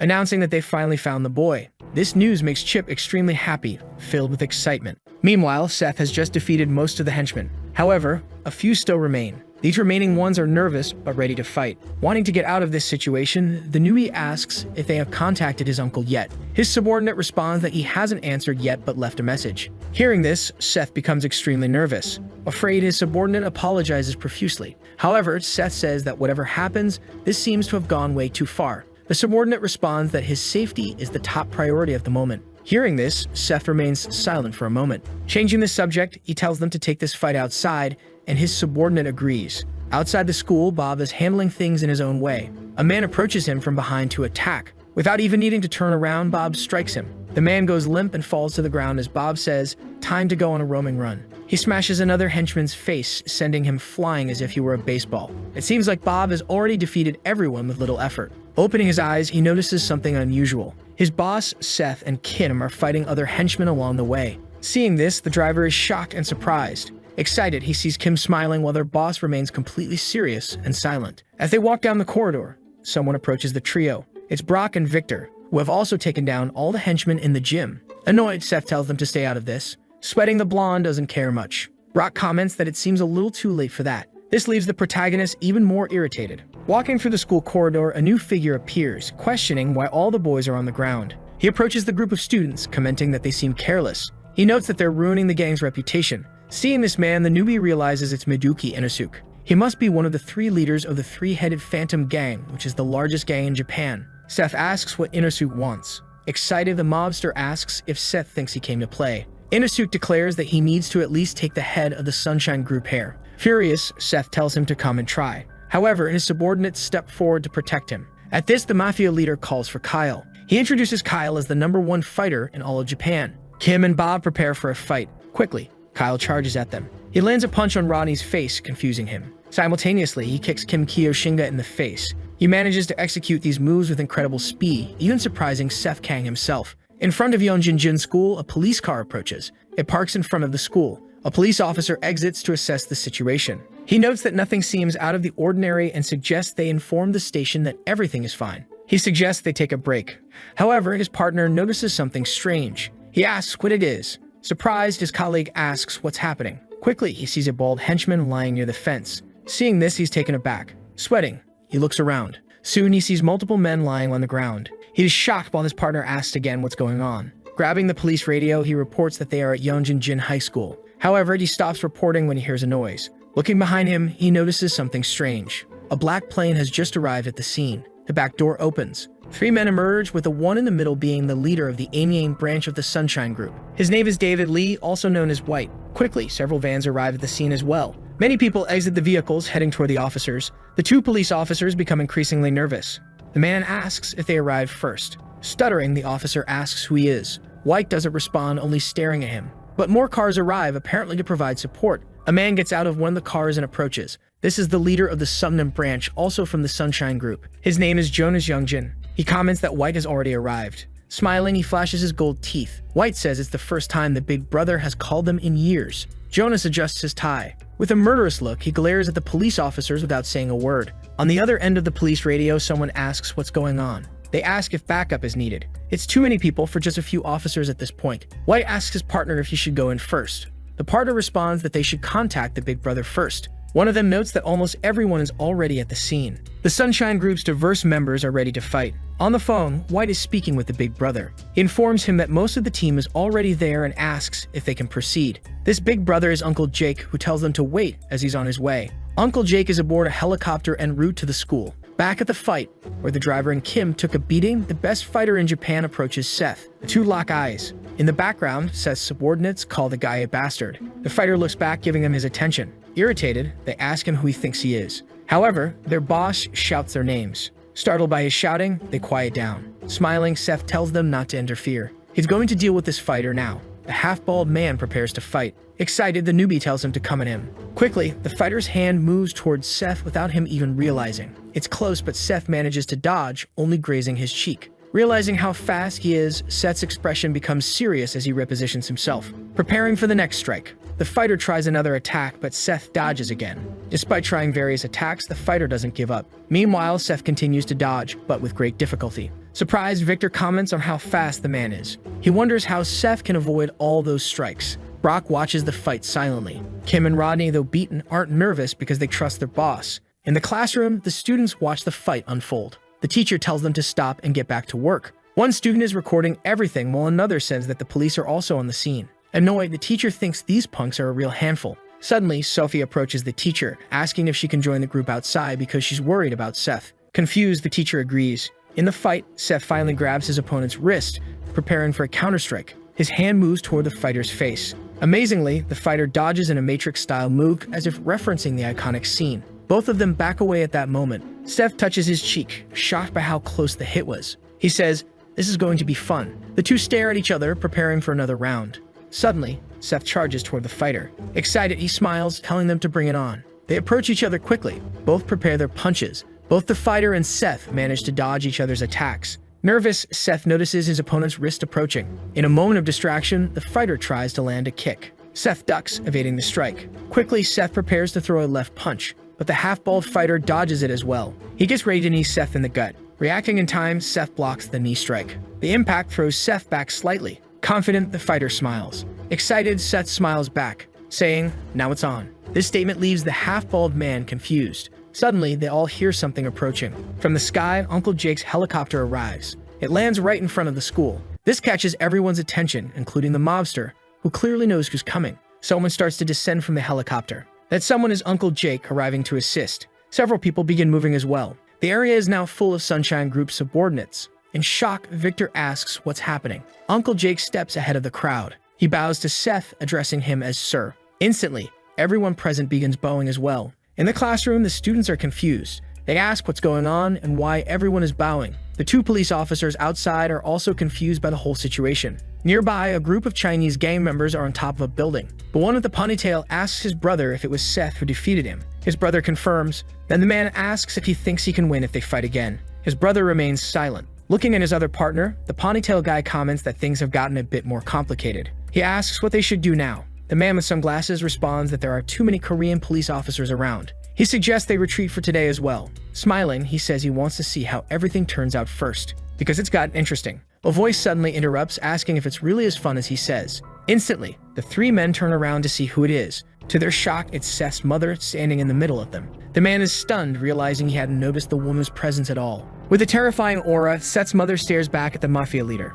After everyone arrives to help, Kang tells them not to interfere. However, Uncle Jake starts to protest, but Seth insists that he needs to win this fight fairly. Jake falls silent after hearing his response. Two men watch the protagonist through the security cameras. They comment that everyone fell into the trap like rats. Irritated, one of them asks his subordinate if he thinks Seth will lose. Jake responds that this is not the kind of situation they're dealing with, urging him to look around. Numerous men are already lying defeated across the school grounds, and many are down near the buses as well. Seeing all of this, Kang remains silent. His subordinate approaches the boss, politely asking to leave the rest to him and to stop things from escalating further. He tells Seth that this fight is his own, asking if he understands that. After hearing this, Seth remains silent and watches. Facing the mafiosos, Seth apologizes for keeping them waiting. He asks them to continue from where they left off. The half-bald fighter says nothing and looks back, noticing the arrival of more people. Overjoyed, the mafia leader orders him to finish off the boy. Obeying the command, the fighter charges towards Seth. Seth clenches his fists, preparing to fight. Quickly, the fighter closes in on Kang.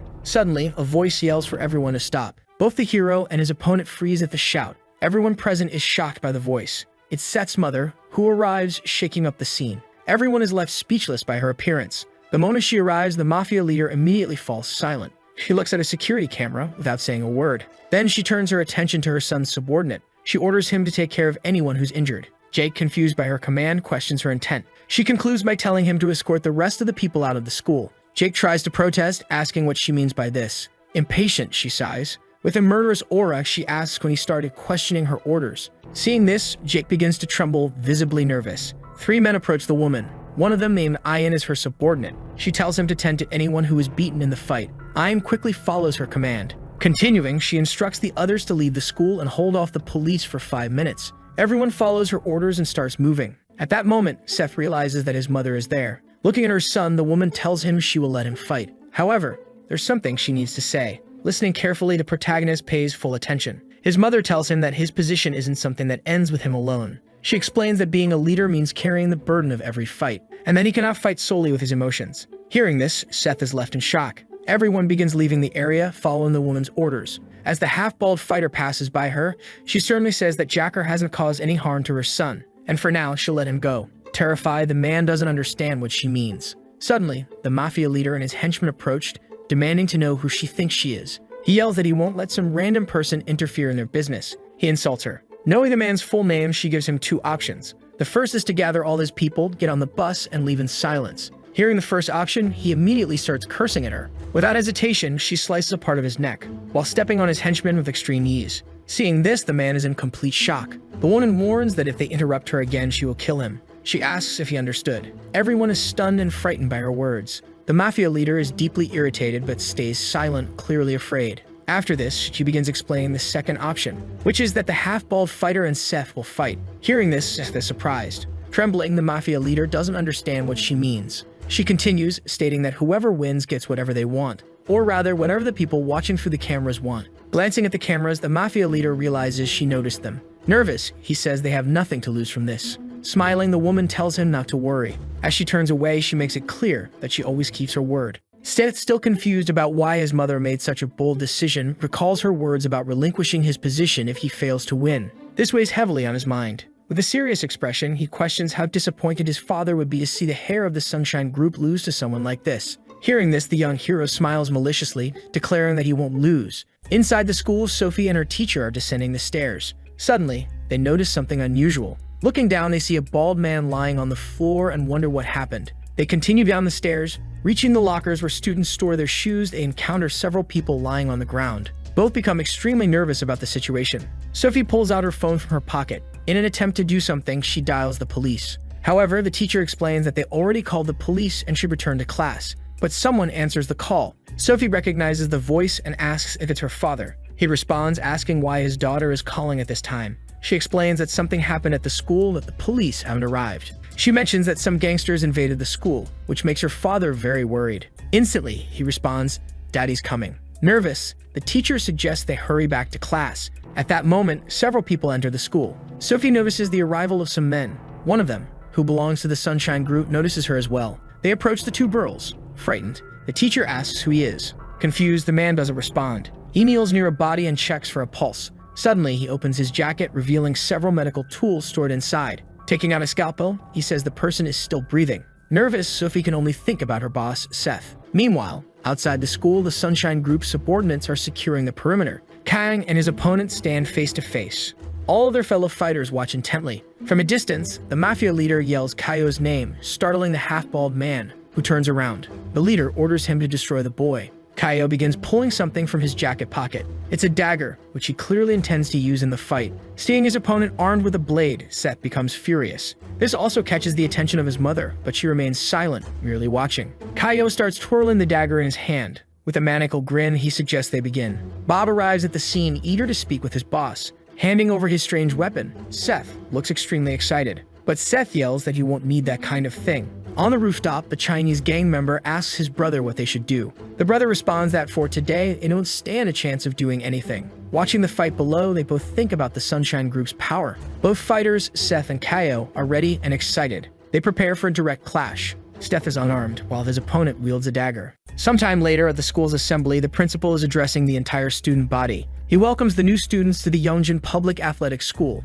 Continuing his speech, he expresses hope that they can transition smoothly during their time at the school. Inside the school, students are chatting with one another. One of them is looking at something on his phone. Calling his friends over, he asks if they've seen this. One of them asks what he's talking about. The boy replies that it's the legendary school video. The video shows the fight between the protagonist and the half-bald man. In the video, Seth is landing a punch on his opponent's face, but at the same time, he's also getting slashed by the dagger. As they watch the fight, one student says it's fake, thinking Seth must be acting. Another student argues that it's 100% real, calling the first one an idiot. Quickly, more students join in, debating if it's 200 against 1, revealing a time skip. One of the students mentions that 2 years ago, Safe was the school's boss and took on the Japanese gang. Another student is skeptical, but the boy holding the phone yells that it's real. Suddenly, someone enters the classroom. Everyone turns to look at the person who opened the door. Introducing himself, the bald man says his name is J.K. Lee. He used to be the head of the school and says that donkey vloggers shouldn't believe in fake videos. However,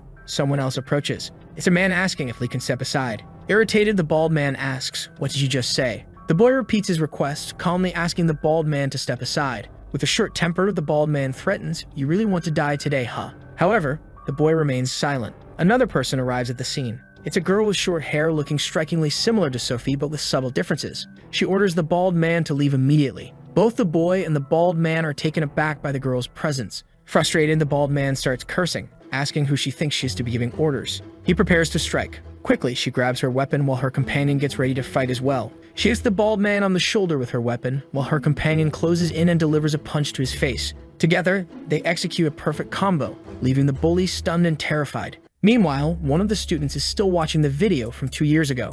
In the video, Kim also makes an appearance. He had helped the protagonist back then as well. It's clear from the footage how much Kim has changed during this time skip. His appearance has altered significantly, with his hair now cut short. Judging by the number on his uniform, it appears he's been in prison. However, today is the day of his release. Feeling relieved to finally be free, he notices a car waiting for him. It's his colleague Bob, the driver, smiling warmly. Bob calls him a bastard and gestures for him to come over. Kim walks toward the car, ready to leave. As the back door opens, Kim is shocked to see who's inside. It's the protagonist, now much older. Bowing respectfully, Kim's subordinate says, "The boss really came." Smiling, the protagonist replies that he came to pick up his precious friend and thanks him for everything he has done. Kim brushes it off, saying it was nothing, and thanks the boss in return. The protagonist asks if Kim still wants to go to school. Back at Youngjin's school. Walking toward the school, the protagonist comments, "So, this is the place." He heads inside, remarking that the school seems fun. Meanwhile, in a distant location, a small bird flies through the forest, heading toward a dojo on the mountain. Inside the dojo, an old man kneels, holding some balls in his hands. Suddenly, he calls for Jin, who is sleeping while sitting upright. Hearing his name shouted repeatedly, Jin wakes up. The old man, already on his fourth yell, finally gets Jin's attention. Jin moves toward the elderly man, waiting for instructions. However, within seconds, Jin falls asleep while standing. At that moment, the sensei gets up and smacks Jin on the head with a wooden stick, calling him a brat. Reeling from the blow, Jin asks why the old man hit him. The elder responds, "Because I'm hungry." He continues calling Jin a brat and tries to hit him again. Confused, Jin doesn't understand why he's being punished, as he already finished chopping wood and filled the water buckets. Crossing his arms, Jin asks why he's being scolded when all of his chores are done. The old man falls silent but glares at him with a menacing look. Turning his back, the sensei tells Jin to pack his things. Shocked, Jin asks what he means. The old man reiterates that he should pack his things immediately. Still confused, Jin asks if he's being expelled. The sensei responds with another question, asking when Jin finished middle school. Counting on his fingers, Jin estimates it was about 2 years ago. The sensei says that Jin should at least try to finish high school. This revelation leaves Jin completely stunned. He asks for clarification, and the sensei explains that not only should Jin take the exam to skip ahead in high school, but he should also attend school. Jin, now speechless, remains silent. Sometime later, Jin heads to the city. He's amazed by the architecture of the place. Humming a tune as he skips along, he makes his way toward his new school. Soon he's impressed by the sight of it. Entering, he notices posters for the National Boxing Championship featuring Victor and also posters for the American Martial Arts League from the Chen Group. Walking through the corridors, he heads toward classroom number 5. Inside, a man is writing on the blackboard, introducing himself as the new teacher. "My name is George Wu, and it's a pleasure to meet you all." He continues, explaining that as many know, the school has now become an athletic school. He's heard that there are a few aspiring athletes in the class. Asking those students to raise their hands, the 3 main students in the class do so. George acknowledges that sports are important but reminds them that they still need to focus on their studies. Just then, the boy from earlier appears at the door, curious about what's happening. The teacher looks at the new student and asks, "Who are you?" Embarrassed, the boy explains that he believes this is his class. Surprised, the teacher realizes it's the transfer student's first day. The boy then explains that as a transfer student, this is his first time attending school. He recalls his old man telling him that he should greet his teachers properly, and thus, it doesn't feel like just another school day for him. George, the teacher, walks toward him, stating that they need to check things thoroughly. He asks the boy to take his seat in the empty chair. Happily, the boy complies. As he looks around the classroom, he's a little surprised by everything. Introducing himself, he says his name is Jin and that this is his first time attending school. The class is shocked by this information, asking if it's really his first time. He confirms, explaining that he graduated by passing the exam to skip middle school. Hearing this, the students grow curious, while Jin smiles. He holds a piece of paper with something written on it. Glancing around to ensure he's in the right place, he heads toward a 2-story house. Confident that this is the right location, he rings the doorbell. The intercom grants him access. The door opens and he steps inside, spotting a woman. It's the protagonist's mother, who smiles and says,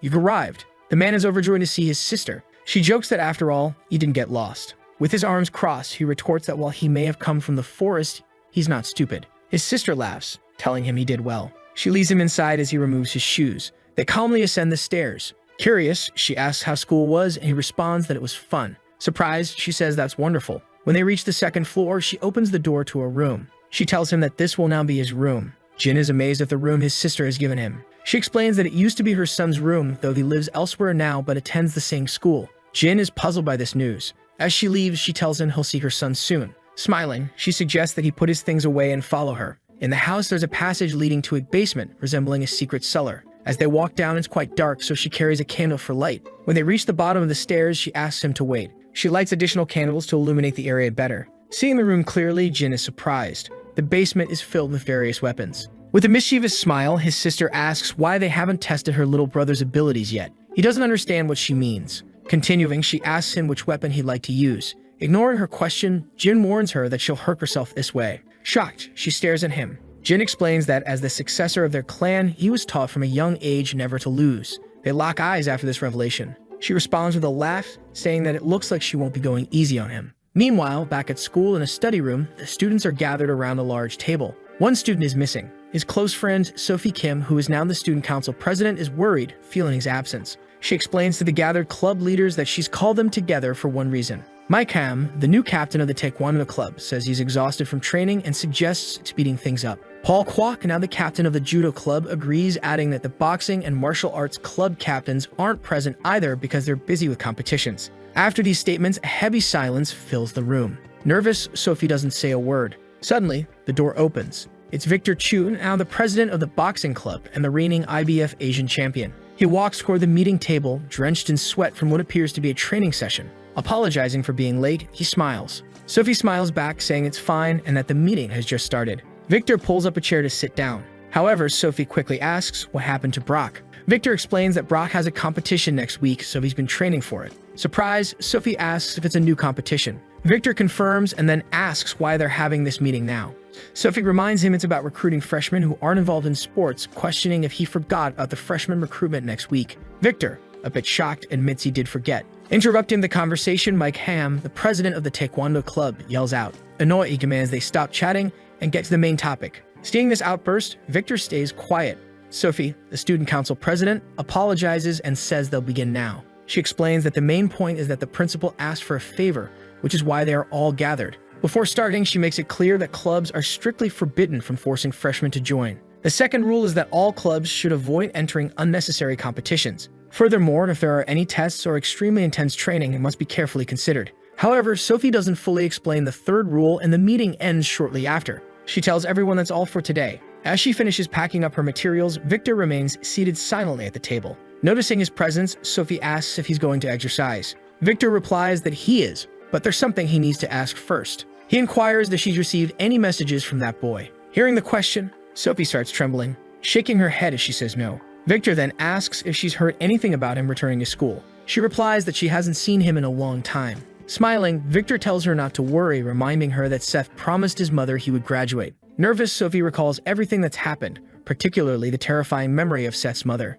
She remembers how violently she was saved by Seth's mother. The memories of that event cause her to tremble more, breaking out in a nervous sweat. In the background, Victor notices her anxiety and asks if she's all right. She quickly responds that she's fine and hurriedly excuses herself, saying she'll leave first. Watching her leave, Victor sighs, sensing that something even stranger is going on with her. He begins to recall the final fight. He remembers when Seth saved Sophie from a gangster, ruthlessly beating the man. Stiff was in the middle of delivering a brutal beating to the leader, but his mother stopped him from finishing the job. Victor had witnessed everything personally. These memories are somewhat bitter for him. His expression hardens as he clenches his fist. Later that night, Jin is staying at Seth's mother's house. He stares at an egg in his hand. Meanwhile, the lady is washing the dishes. Looking at her brother, she asks if he didn't like the food. Rubbing the egg on his head, Jin responds that it's not bad. Curious, she asks why he isn't eating, and he explains that this is the first time anyone has ever cooked for him. Hearing this, she smiles. She tells him to get used to it because he no longer lives in the forest. Laughing, Jin agrees and thanks her for the meal. He takes some rice and seems to enjoy it a lot. Smiling, Seth's mother tells him to eat and grow stronger so they can fight again. However, Jin's reaction isn't entirely positive. He starts trembling. Amused, she asks if he doesn't want to. With a mouthful of food, he says he does, but there's a catch. He asks if she's okay with that. At this moment, she glances at the bruise on her arm, likely caused by their previous sparring session. Trembling slightly, she says she doesn't know how long it's been since she used her full strength. Jin falls silent after hearing this. Meanwhile, at Sophie's house, she arrives home from school and announces her return. Her father is sitting reading the newspaper and greets her. She comments on him being home early this time. Her father explains that it's election season and their company needs to behave appropriately during this time. Sophie then asks if he's had dinner. He replies that he has, as the maid prepared it for him. Sophie asks if he'd like some tea, and he says yes. Curious, her father asks how school is going and if it's been difficult. As she prepares the tea, Sophie says school is the same as always. Her father asks if she's decided what she wants to do in the future. Sophie admits that she's still unsure. Bothered, he asks if she's not interested in law anymore. Sophie respectfully replies that while she admires his work, she doesn't want to be busy all the time. Hearing this, her father begins to reflect. He apologizes for not taking better care of her. Sophie tries to clarify her earlier statement to her father, saying that she doesn't mean to upset him but wants to find something more enjoyable to do.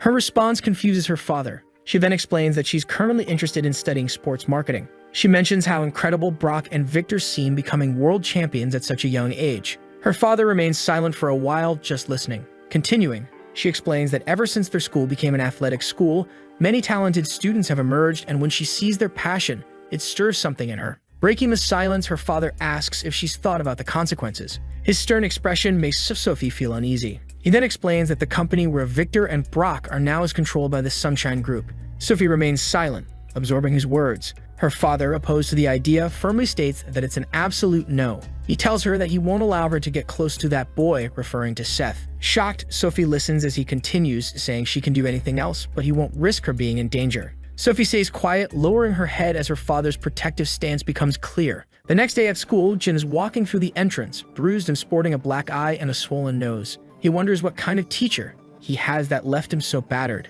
Suddenly, he notices a crowd of students and asks what's going on. It's recruitment day for various school clubs. From football players to karate members, everyone is trying to recruit new students. Excited, Jin thinks to himself that this is going to be fun. Behind him, a tall student approaches and politely asks for some space. Jin greets him, saying, "Hey, you sit next to me, don't you?" Shy, the tall boy bends down and nervously says hello. Curious, Jin asks if the boy is part of any sports club, since he heard that everyone at the school has to pick at least one sport. Embarrassed, the boy admits he's an athlete from the class. Confused, Jin asks what being a class athlete means. Suddenly, a bald-headed student approaches, demanding they move out of the way, calling them trash. Both Jin and the tall boy are stunned by the insult. Annoyed, the bald student asks them again, "What are you looking at? Do you want to get beaten up?" Jin, wearing an innocent expression, doesn't seem to understand. Repeating himself, the bald student tells Jin to move and stop staring at him. The tall boy, nervous, swallows hard and stays silent, sweating. Trying to be friendly, Jin asks, "Are you in our class?"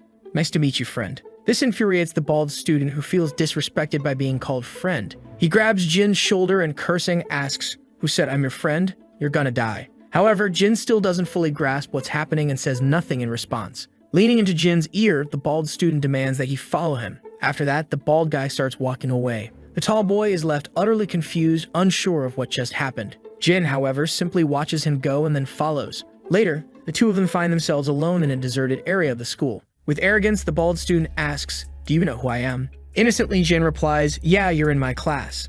I saw you yesterday." Enraged, the bald student calls Jin a bastard. Confused, Jin doesn't understand why he's being insulted. Lighting a cigarette, the bald guy introduces himself as Jack Lee, the boss of the school here in Dong. He asks Jin if he's ever heard of him. Sincerely, Jin responds, "No, I haven't." Raising his eyebrows, Jack can't believe what Jin just said. Then Jin quickly reaches over and snatches the cigarette from Jack's mouth. Seeing this, Jack becomes furious. Smiling, Jin innocently says students shouldn't smoke. Jack, now on the verge of exploding, readies himself to punch Jin. He lunges at Jin, who remains perfectly calm. Jack throws a right-hand punch, but Jin effortlessly drops the cigarette and prepares to counter. Using just 2 fingers, Jin blocks Jack's punch, leaving the bully stunned that his fist couldn't make contact. Calmly, Jin says students shouldn't hit their friends while immobilizing Jack's punch. He then grabs Jack by his jacket, holding him in place. Extremely irritated, Jack starts cursing furiously. Suddenly, someone yells for them to stop. Both Jin and Jack turn around to see who it is. It's Henry Chang, the school's student council president.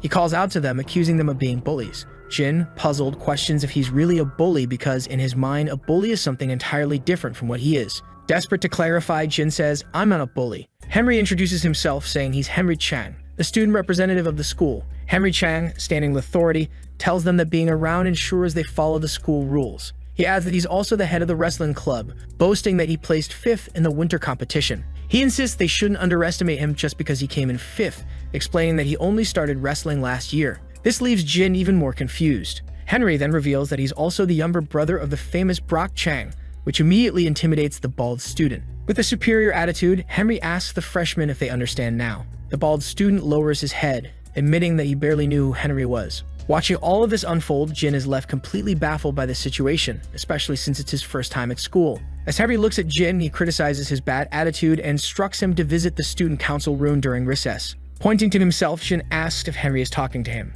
Without responding further, Henry turns and leaves, the bald student following him, both laughing together. Curious, Jin wonders if this is what they call social life. Turning to the tall student, Jin asks if he was worried about him, smiling and saying, "You're a nice guy." Sometime later, at the J. Fox Boxing Academy's main building, Brock is training tirelessly. The academy's director is observing his practice. At the same time, Akira, the executive secretary of the Sunshine Group, arrives at the academy. Seeing him, both Brock and the director become curious. The director asks what brings Akira there. Akira explains that the president wanted to know if Brock could stop by. The suggestion shocks the director, who reminds him that the competition is just days away. However, Brock responds calmly, saying it's fine, and asks Akira to tell the president that he's ready.